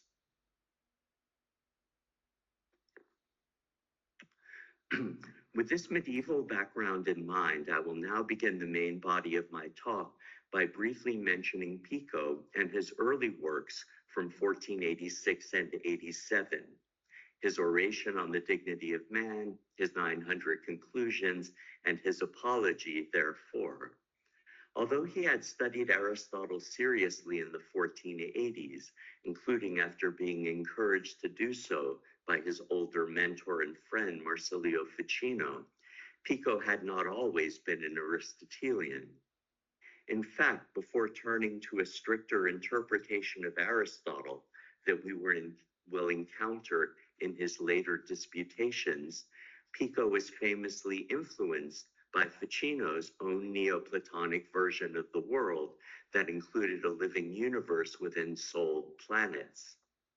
Although astrology was never central to Pico's understanding of nature and the divine in his early period, like natural magic and the Hebrew Kabbalah were our first trajectory, this Platonic natural philosophy and cosmology could also support an astrological worldview, as it famously did for Ficino, to whom I will turn now.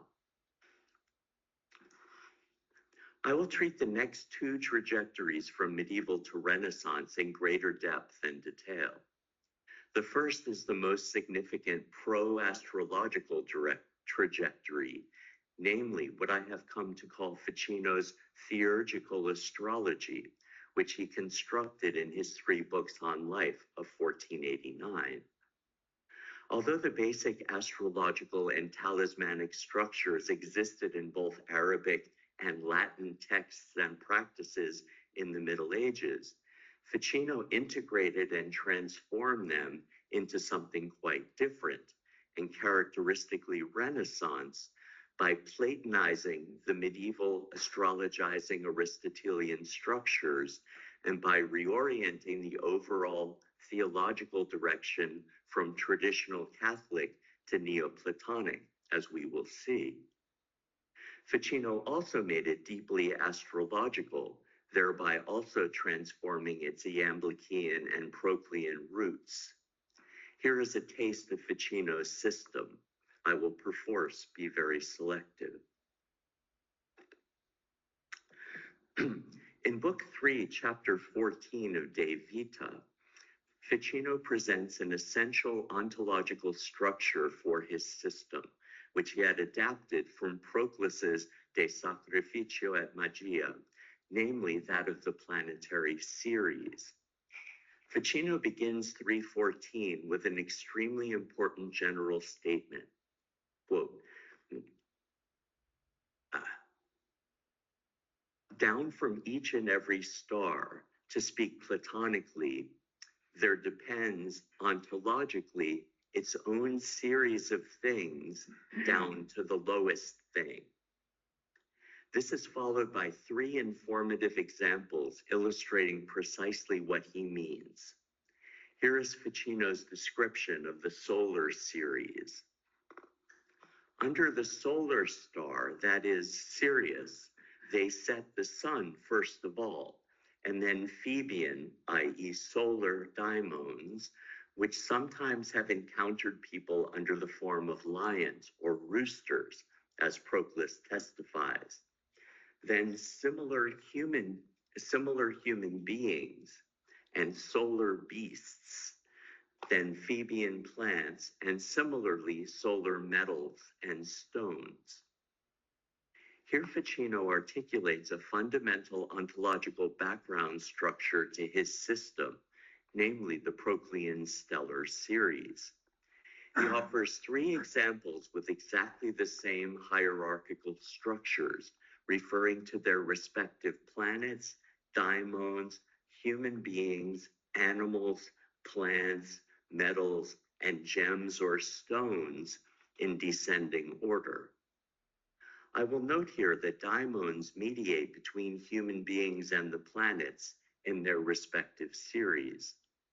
I should also note that one of Ficino's main religio-philosophical goals was to resuscitate a positive assessment of daimons to complement and counteract the pervasive negative Christian views.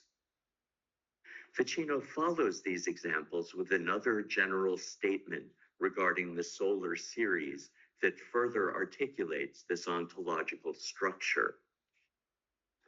By a similar argument, the Platonists think that a series of things descends by degrees from any star of the firmament through any planet under its property.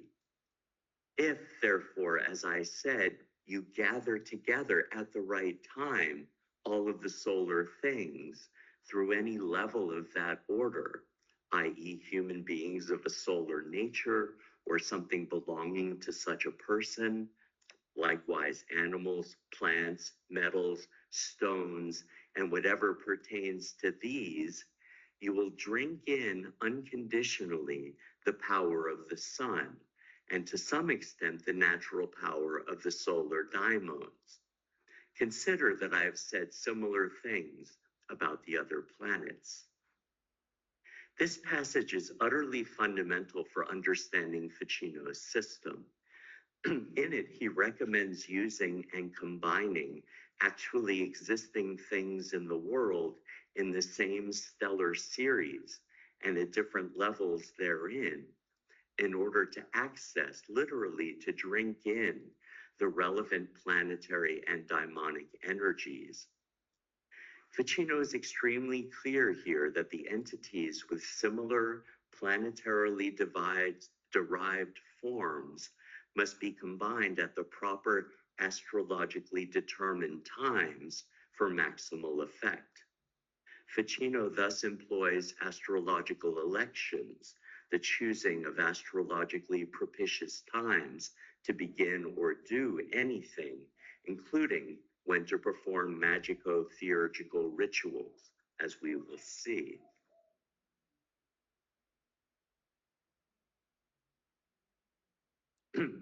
In Book 3, Chapter 16, Ficino discusses his peculiar understanding of stellar rays in rich detail.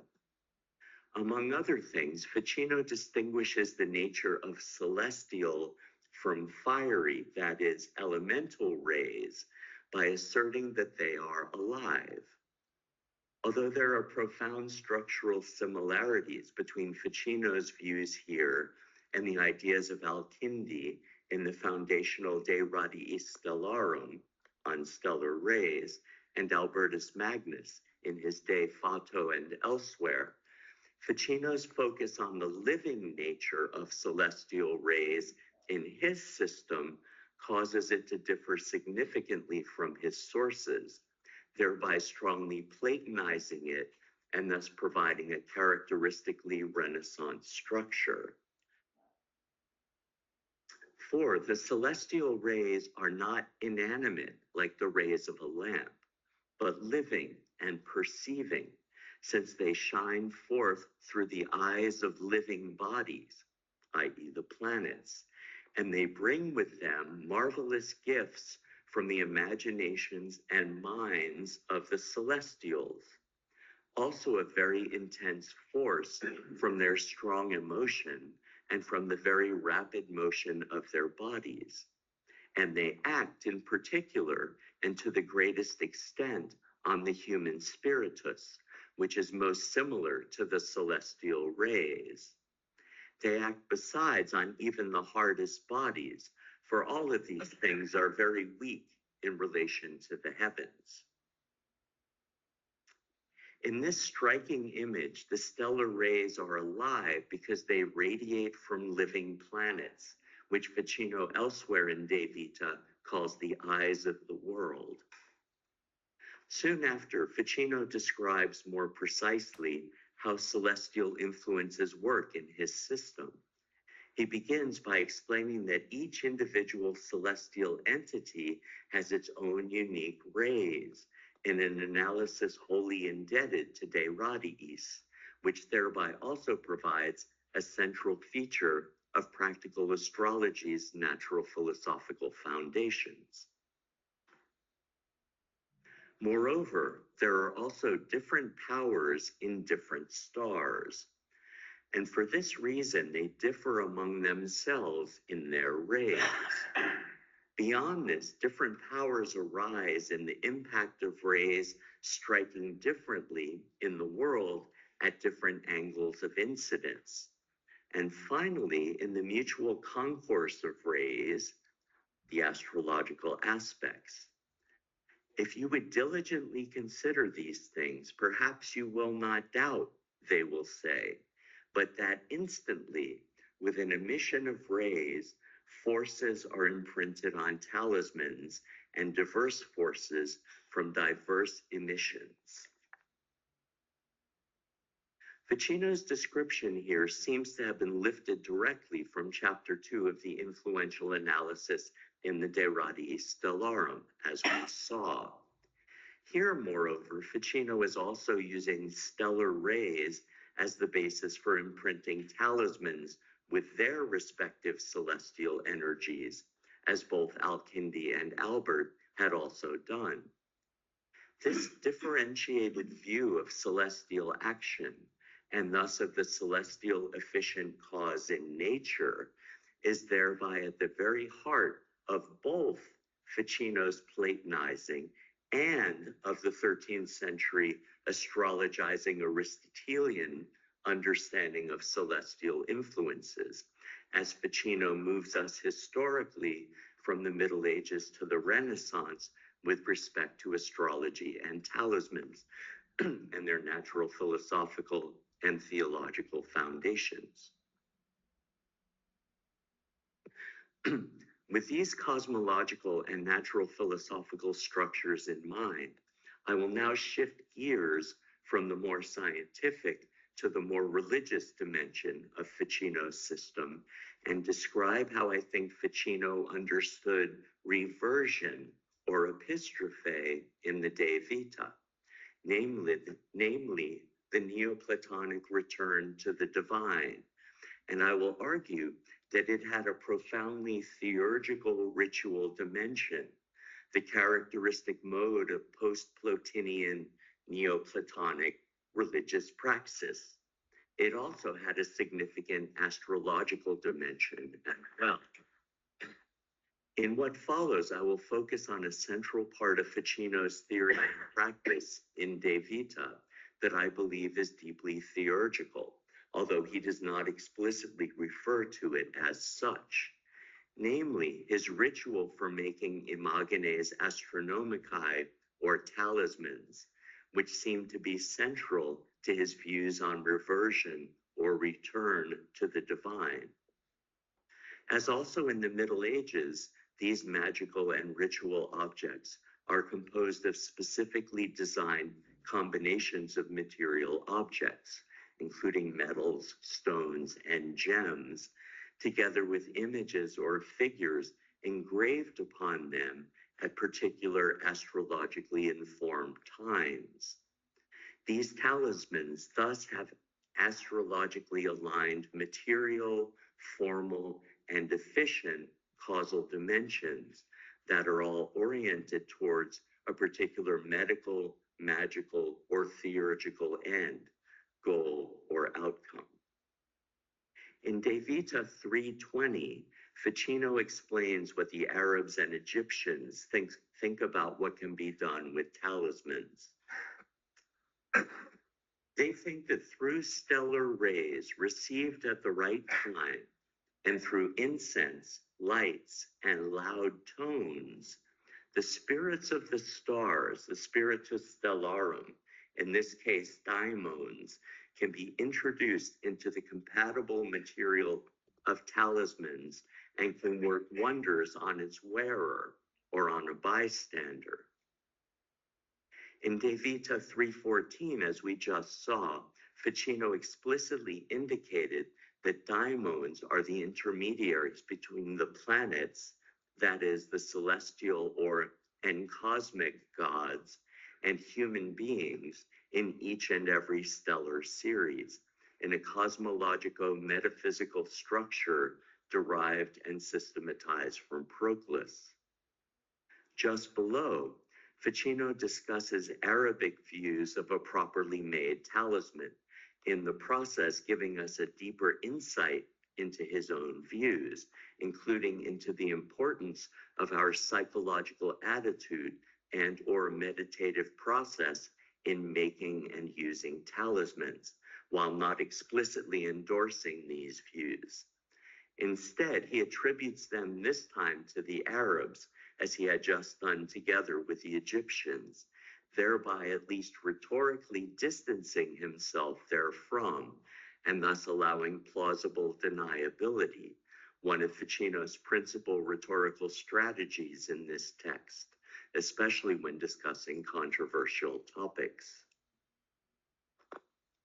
The Arabs say that when we fabricate talismans properly, our spirit, if it has been intent upon the work and upon the stars through imagination and emotion, is joined together with the very spirit of the world and with the rays of the stars through which the world spirit, the spiritus mundi, acts. Here Ficino describes the linking of the talisman maker's spirit to both the cosmic spirit and the stellar rays at a fundamental stage in the proper making of a talisman, representing thereby an essential moment in theurgy, when the ritual practitioner is literally joined to the planetary and cosmic gods. Although Ficino only speaks in general terms here, in making an actual talisman, a specific planetary series would be employed, so that the practitioner would conjoin him or herself explicitly with a particular planetary spirit or daimon, as indicated by their own nativity or birth horoscope, as Ficino informs us in De Vita 3:23 and 24. Just after this rich description of the Arab's view, by which Ficino probably refers to both Al-Kindi and the Picatrix, Ficino then tells us what he himself thinks about suffumigations or incense, qua there being an aroma.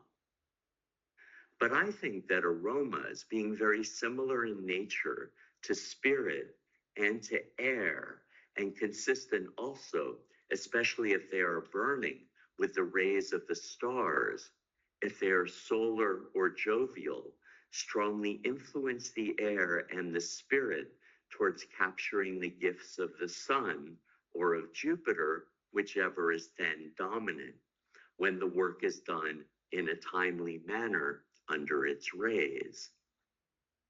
Ficino thus asserts in propria persona that incense or suffumigations can be used profitably to link the heavens by means of stellar rays to a person's spirit in the making of a talisman.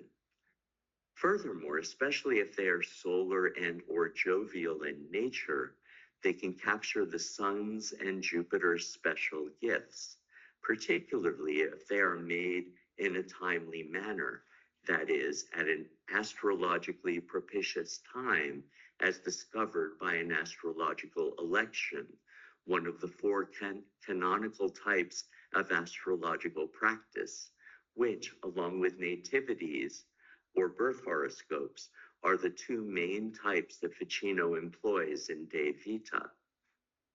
Given that Ficino was himself a Catholic priest, the comparison with the use of incense in Catholic ritual seems resonant. In this ritual for making talismans, then, the theurgist could effect henosis or union with the celestial gods, precisely the aim of Ficino's overall medical, magical, and religious endeavor, which thereby embraces, imitates, and in part transforms by more fully astrologizing central Iamblichian and Proclean theurgical structures and orientations. In fact, a major feature of Ficino's contribution to making a Renaissance version of theurgy is to more fully astrologize it, as I discuss more fully elsewhere. To finish Book 3, Chapter 22, and thus his mini treatise on talismans, Ficino offers a valuable recapitulation in which he clarifies this entire discussion, including the roles of living stellar rays and of planetary and human souls. Here he does so significantly in propria persona again, as he had just done in 320. Finally, wherever we say celestial gifts descend to us, understand, with respect to bodies, that gifts of the celestial bodies come into our bodies through our rightly prepared spirit. With respect to spirits, that even before that, through their rays, these same gifts flow into a spirit exposed to them naturally or by whatever means, that is, by art, namely by talismans and medicines. And 3, with respect to souls, that the goods of the celestial souls partly leap forth into our spirit through rays, and from there overflow into our souls, and partly come straight from their souls or from angels into the souls of human beings exposed to them. Exposed, I say, not so much by some natural means as by the choice of free will or by desire on the part of the receiving person's soul. Here precisely is the culminating theurgical moment in which the person literally becomes celestial by means of both direct and indirect, body to body, spirit to spirit, and especially soul to soul contact, celestial to human, in a divine celestial henosis or unification focused on a particular planetary series, although Ficino continues to describe it only in general terms here. I believe that we should call this foundational choosing a decisive free will action of astrologically mediated epistrophe, a deliberate and conscious turning towards the heavens and thereby to the celestial gods therein. Ficino's living universe with its ensouled/animated planets and their living stellar rays bridging cosmic and human spirit seems to have been designed in large measure to facilitate a much more fully astrologized post-Plotinian theurgic version of epistrophe or return.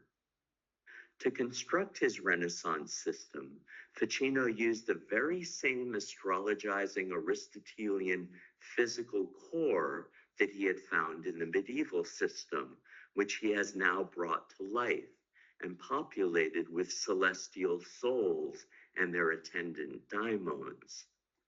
For each interested and motivated individual, the relevant planetary gods and daimons can be identified in their own natal astrological makeup, thereby facilitating their ritual return to the divine.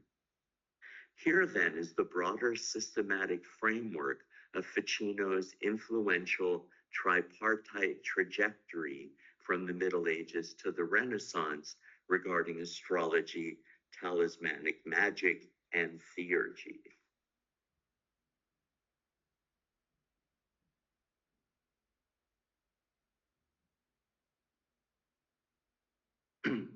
I will now turn to Pico's later career. In this last period of his short but passionate life, when he tried by any means necessary to utterly destroy astrology, which he now considered the mother of all superstitions, Pico turned fully to Aristotle. Here I will focus on one important vector of his anti-astrological attack, which was intended to undermine astrology's foundations in nature by significantly modifying the understanding of light's central role, while also maintaining the celestial body's efficient causality in processes of generation. As we saw earlier, each planet currently had its own individual quality of light, in accordance with each planet's uniquely different nature. Pico attempted to fundamentally transform this by now traditional astrologizing Aristotelian position, as well as Ficino's new Platonizing variation, by having all of the planets, which now all have the same nature as natural bodies, radiate only one qualitatively undifferentiated homogeneous type of light. This new mode of light, then, can only be differentiated in terms of its greater or lesser intensity, and thus only in quantity, while always and only radiating exactly the same quality of light. Thus, Pico can uphold the celestial body's efficient causality with both motion and light, while simultaneously blunting, if not entirely erasing, their formal causal dimension as previously communicated by each planet's individuated quality of light. This transformation of a central feature of the astrologizing Aristotelian and Platonic understanding of celestial influences would then undermine one of astrology's most important scientific foundations, as Pico attempted to redistribute some of the celestial body's formal causal functions to proper and proximate causes in nature, including specific forms. Here's Pico's opening salvo from the Disputations, Book 3. Therefore, we should now approach the refutation of astrology's natural philosophical foundations, examining first the heart of the entire matter, whether the heavens do, on efficae caelum, what these diviners proclaim about the heavens. This is treated by us in such a way that we will uphold in this book that the caelum acts on us only by motion and light. Beyond these, other more occult influences are thought in vain. Then, from this light and the motion of the stars, nothing else is passed on to receptive matter other than motion, light, and heat. Wherefore, the particular properties of things, even bodily properties, which follow on either the species or a particular thing, do not have their origin from the stars, other than by reason of a universal principle, but from the proper nature of the things themselves and their proximate and related causes. Pico here lays out the most fundamental features of his argument, that the heavens have only these three influences, motion, light, and heat, and that these are universal causes that work together with proximate and related causes to produce the peculiar properties of things in the world, whether those properties follow on the species itself or on each individual. For Pico, then, all of the celestial bodies have the same nature as natural bodies, and they all move and illuminate. But as he tells us in Book 3, chapters 4, 7, and 10, only the sun and moon have influences quantitatively significant enough to take into account regarding their light. Pico also rejects any sort of occult influences beyond motion, light, and heat, as we find, for example, in both Thomas Aquinas and Marsilio Ficino, thereby concluding that neither the other planets nor the fixed stars have any but the most negligible influences. By emphasizing that all of the stars, planets, and luminaries have exactly the same nature, Pico here undercuts Al-Kindi's and all of the medieval and contemporary astrologizing Aristotelian and Platonic views derived from his De Radiis, that each celestial body has a different nature and thus radiates a different influence. In addition to having the same precise nature and thereby the same quality of radiation, a central feature in Pico's anti-astrological system is that only 3 factors, all quantitative, determine whether a celestial body can have a significant enough amount of light and heat to be considered as having any effective influence at all. These are its magnitude, density, and propinquity, or nearness to the Earth, its atmosphere, and inhabitants. Since all celestial bodies are of the same nature, and they only have 3 modes of influence, motion, light, and heat, and the light is all of the same quality, only the luminaries are big, dense, and close enough to pass Pico's particular quantitative threshold. For Pico, then, the sun and the moon are the only celestial bodies that have discernible, efficient causal influences on nature by means of light. Therefore, what is crucial in Pico's anti-astrological, revisionist, Aristotelian, natural philosophical system is that if the celestial bodies all have the same nature, then they all only have radiation of exactly the same type, as derived from exactly the same quality of light, which is then only differentiated in quantitative terms based on their magnitude, density, and propinquity. In this case, then, and with only a purely quantitative threshold, only the sun and moon can qualify.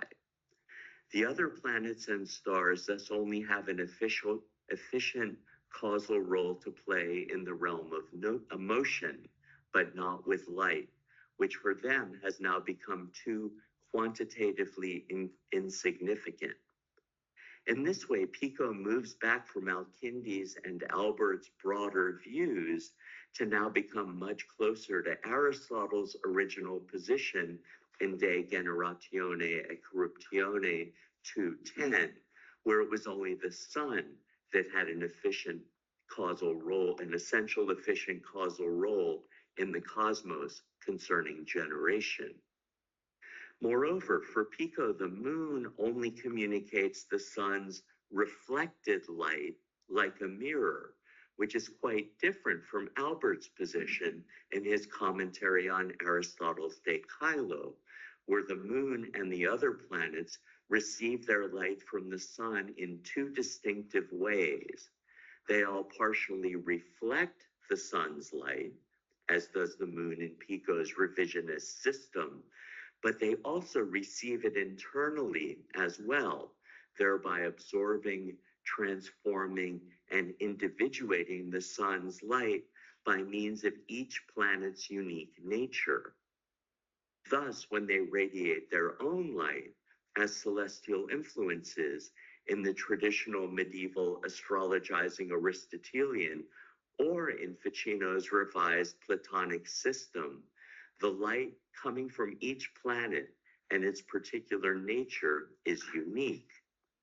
Thus, its radiation and influence are individuated, thereby providing one of astrology's most fundamental natural philosophical foundations, which Pico has here done his level best to undermine. Let us now examine some of the broader aims of Pico's final reform strategy with respect to his attack on astrology. After making what appears to be a decisive switch to a pro-Aristotelian, anti-Platonic, or at least anti-Ficino stance, Pico's approach in this last phase was, in part, to remove the medieval astrologizing accretions from the otherwise sound foundations of Aristotelian natural philosophy. In fact, it often seems in the disputations that Pico is trying to pry the astrological superstructure off of its still solid Aristotelian natural philosophical foundations. In this context, it is also worth noting that at the very same time that Pico turned from Platonism to an integral and more authentic Aristotelianism, Marsilio Ficino was strongly promoting and broadly promulgating his own deeply Platonic alternative to Aristotle on all levels of philosophy. As it turns out, he did so particularly with astrology, talismanic magic, and theurgy, as he personally inaugurated by articulating the Renaissance understanding of these matters, all the while continuing to embrace their astrologizing Aristotelian physical core precisely as an authentic Neoplatonist would do. Thus, both Ficino and Pico offered their distinctively different and in many ways strikingly antagonistic contributions to the movement from medieval to Renaissance in the early years of printing. Furthermore, and in a more religious than scientific vein, late Pico fervently intended to defend both Aristotelian natural philosophy and Roman Catholic theology by attacking astrology as one of the 7 principal enemies of the church. One of Pico's main approaches was to delegitimize astrology as both knowledge and practice, in part by rebranding it from the normal science that it was at the time, as taught in the finest contemporary universities, including those that Pico had himself attended at Bologna, Padua, and Ferrara. Instead of embracing astrology as normal science, however, Pico, following Savonarola, passionately attempted to delegitimize astrology as a form of predictive knowledge by rebranding it as a superstitious form of divination that relies on demons instead of natural Aristotelian causes for its predictive pretensions. In this way, Pico surreptitiously subverted Thomas Aquinas's careful distinctions in Summa Theologiae, Secunda Secundae, questions 92 to 95, as I have discussed in detail elsewhere. This is the 4th trajectory. It too is anti-astrological, but in a more religious vein. Finally, we will now encounter our 5th and final trajectory in the transition from medieval to Renaissance in astrology and talismanic magic, namely the continuation of the standard medieval astrologizing Aristotelian Ptolemaic system that Albertus Magnus, Roger Bacon, Thomas Aquinas, and others had constructed in the 13th century, that continued to develop in all of the finest European universities, where it still had the most solid and stable institutional foundations. All of this was furthered now with the benefits of printing with movable type. In this way, normal astrology in both theory and practice continued apace throughout the 16th and well into the 17th century, where it was still taught in the finest universities and practiced throughout society, in Italy and elsewhere, as witnessed by the vast literary remains of many sorts, both in manuscript and in print. Nevertheless, in the 16th century and beyond, this trajectory still had to contend with revolutionary developments in astronomy and cosmology, with Copernicus and Tycho Brahe, Kepler and Galileo, and later Descartes and Newton. Thus, one of the major goals in my volume 3 on early modern astrology and magic, vis-a-vis both continuities and transformations, is to trace out these and other trajectories in the epoch-making movement from medieval to Renaissance in astrology and magic, and thence to their dynamic early modern developments circa 1500 to 1800. Thank you very much.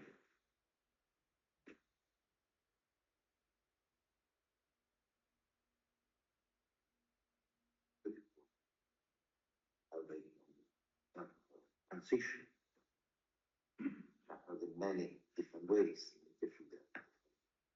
different trajectories, and also marking a return to the true Aristotelian thought, which was a leitmotif for a master discussion that went on after Pico. So it was groundbreaking. Good. So, lascio la parola in English, please. Mario. Wonderful. So can be published directly. And so I have three brief questions about first. So Pico, how he so it takes literally the idea that there are celestial entities, demons, how we, and then if I understand from a quotation, these are not angels.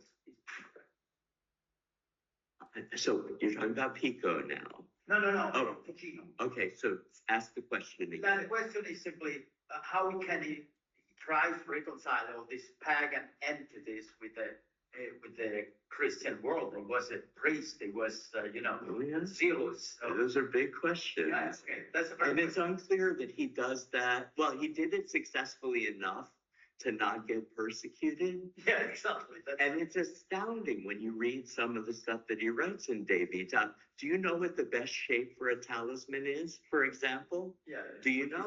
No. A cross. Because it receives the rays of the stars in the most powerful way. Yeah, He wrote this explicitly. It's astounding. okay. The second issue is about Pico and his Aristotelian conception that where the role of the sun and the moon period is only, they are only efficient causes through rays. The rays are not qualitatively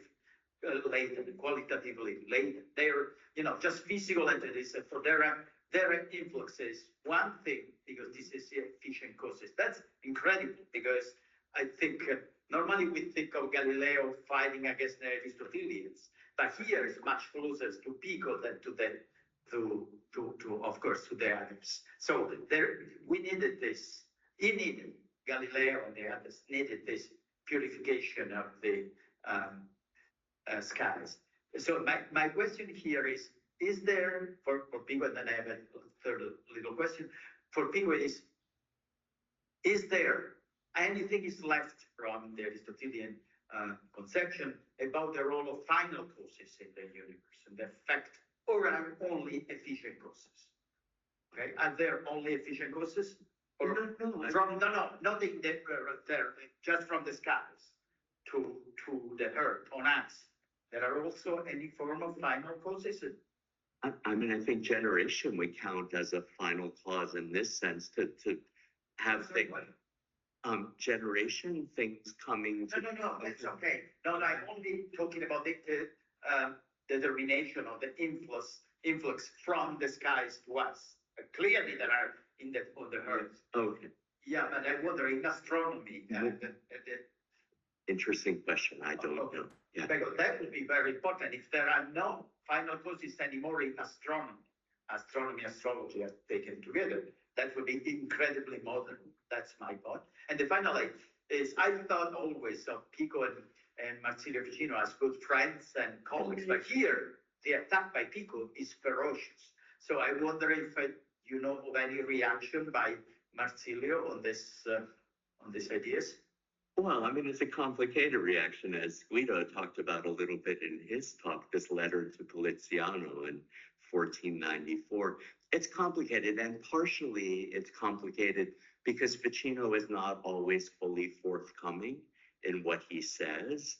He says different things to different people in different contexts, but Ficino and Pico themselves had a conflictual relationship throughout their entire short dynamic together. Ficino was very understanding, but Pico was what Jim Hankins called him an ingratus discipulus. No, absolutely. There are three distinct points of conflict between them, including this, which is among their most powerful. About final causes, you think that? I don't know. And I would be making it up if I tried to tell you otherwise. Thank you very much. This was illuminating. So my final question is, do you think that anyone before Pico had moved in this direction? I mean, anti-astrological direction. I mean, maybe you can frame it that way, maybe, just, yeah. Have you seen any, movements in similar critique? Oh, absolutely. Okay. And one of the outstanding questions that I will only resolve minimally in volume 2 is truly what Pico drew on for his attack. Part of it is probably this Disputatio from 1477, especially the second part of it. As Maria Sorokina has argued, there are really two distinct iterations of that text. One seems to be what Ficino really thinks in the first iteration, which is a defense of contingent astrology, which he seems to fully embrace in that text and also throughout his career. But then the second part is basically drawn from this anti-astrological attack by Gerard de Feltre, which is vicious and uncompromising. And we'll understand more about it once she finishes her critical edition of this text. But also, as Philip Noothoft has argued in many articles about 14th century astrology, he's pointing out many different attacks, not only by Nicolo Rem and Henry of Langenstein, as we know, but of this guy Heinrich Zelder and of other people in the 14th century. So there was rich tradition of critiques of astrology, some of which had a natural philosophical dimension. Not clearly in that way. I mean, Pico has done, as far as I know, this is all stuff that's really newly studied, and I understand it to some extent, but not completely, alas. What is your sense on how much can we trust the published version? We have no choice. We have to read it with a critical eye, but I'm not like Steve Farmer, who thinks that it's a completely Savonarola hit job that has nothing to do with what Giovanni Pico thought. We have to deal with the text as we have it, as problematic and complicated as it is. But I think it's, for the most part, what he really thinks.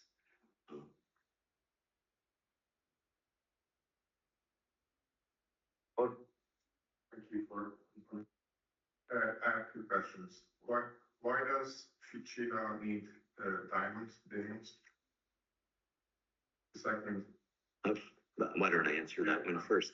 Well, I think it's central in his system, and he needs them for theurgical purposes, because daimons really only are, they could be significant in other ways too, but in the De Vita, on several different levels, and I'm still trying to work this out, but in book 3, chapter 23, when he discusses nativities, he draws on Porphyry's discussion of the role that the daimons play in a nativity, because in a nativity, you can figure out what your planetary daimon is based on the lord of your nativity.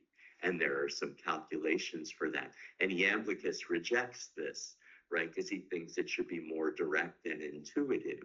But Ficino says that this is one useful way of doing it. And then once you know what your planetary daimon is, because each planet has its own range of daimones under that stellar series. So whatever your birthday is and whatever that is in relation to your ascendant, you can determine the most powerful planet in your nativity. And it's that daimon that you want to connect with. And it's through that daimon in you that was born in you when, you know, in the Platonic way, the daimon is, you know, in the myth of when they join your person at your birth, it's that same daimon that you then use for the return. Anyway, I'm not sure I articulated that very clearly, but they're central. The other question is that looking from afar, why should Pico convince me more than Ficino that rays are animated or not? Or, I mean, what for us moderns, Pico sounds modern and convincing because we know the rays much better. But that time, no one really, I mean, what are the truths of Pico for a more mechanistic interpretation? What is that a contemporary should be convinced by Pico? I would never argue that a contemporary should be convinced by Pico. And he gives a range of arguments. But for him, the overriding reason was for theological purposes, because he thought that anybody who took astrology seriously, that this, you know. I understand. Yeah. Any experimental arguments? Yeah, I'm not sure they're experimental, but book 3 of the Disputations is where you want to look. And that's what I'm developing an interpretation of. But yeah. But might say something about the use of Pico in that. So one also made use of many Pico. And one was very French was Gassendi. He collected on the arguments. Gassendi what? Wrote against Moran and against astrology, and he collected arguments from Pico and this work was translated into English and it became part of the debate during the interregnum, where the use was not just confined to natural philosophy, but also included the best of proof of use astrology in the debate about prophecy and the political issues in the 40s and 50s. So the use of Pico was so large, so many ways in the 17th century. So this sort of coda in Gassendi that was quite interesting. Look forward to following together. Yes. Antonis. Thank you. My question concerns the images and talismans in Ficino's thinking. I don't see, in your opinion, which is the link between the list of entities, solar entities, Jovian entities, and the use of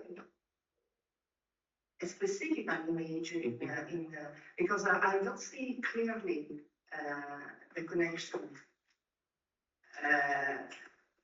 We can think that a specific image as a significatum, as a sense for the demons, is a message for the demons.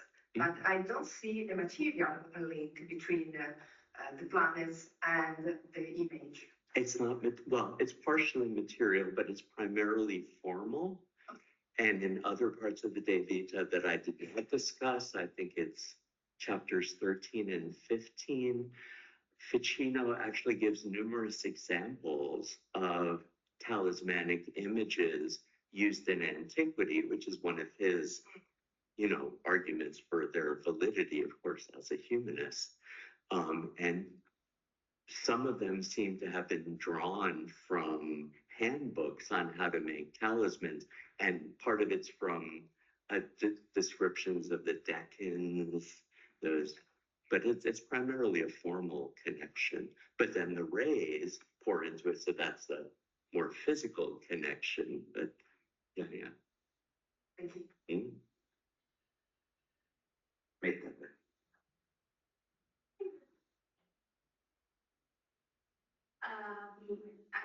Aristotleization of system dell'età is put. So you think that he was probably influenced by the Kabbalah, by studying the Kabbalah, where light goes down through the Sephirot, the 10 Sephirot,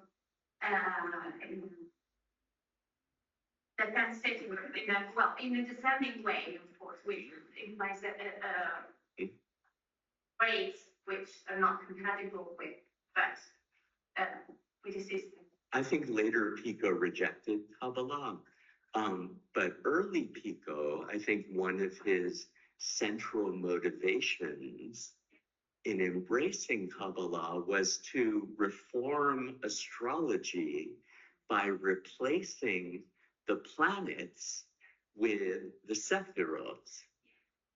And that seems pretty clear, although the problem with trying to understand early Pico is that he's often offering suggestions than describing in detail what he actually thinks.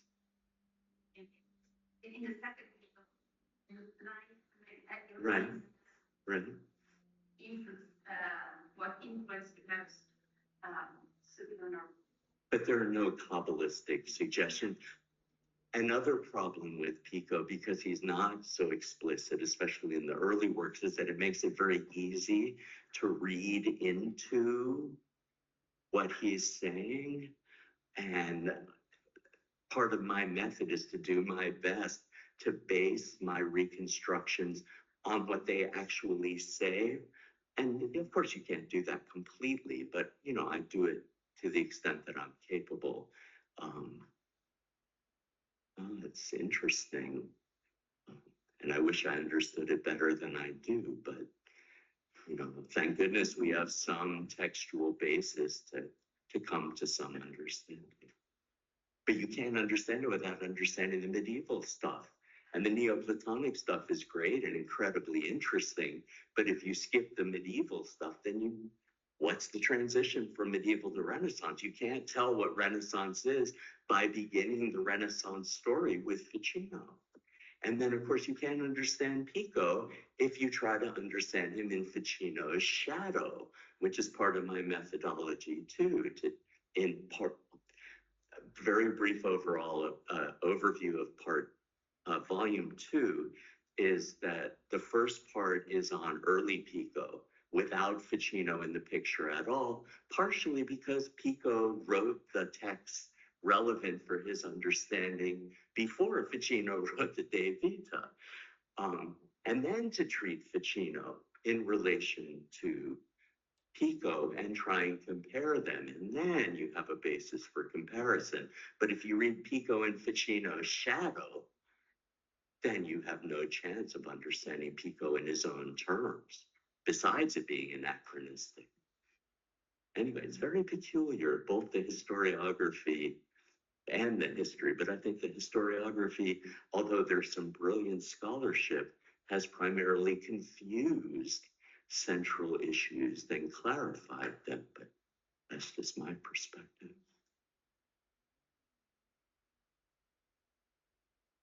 Domande, commenti, other comments, other questions? If not, we can thank you very much for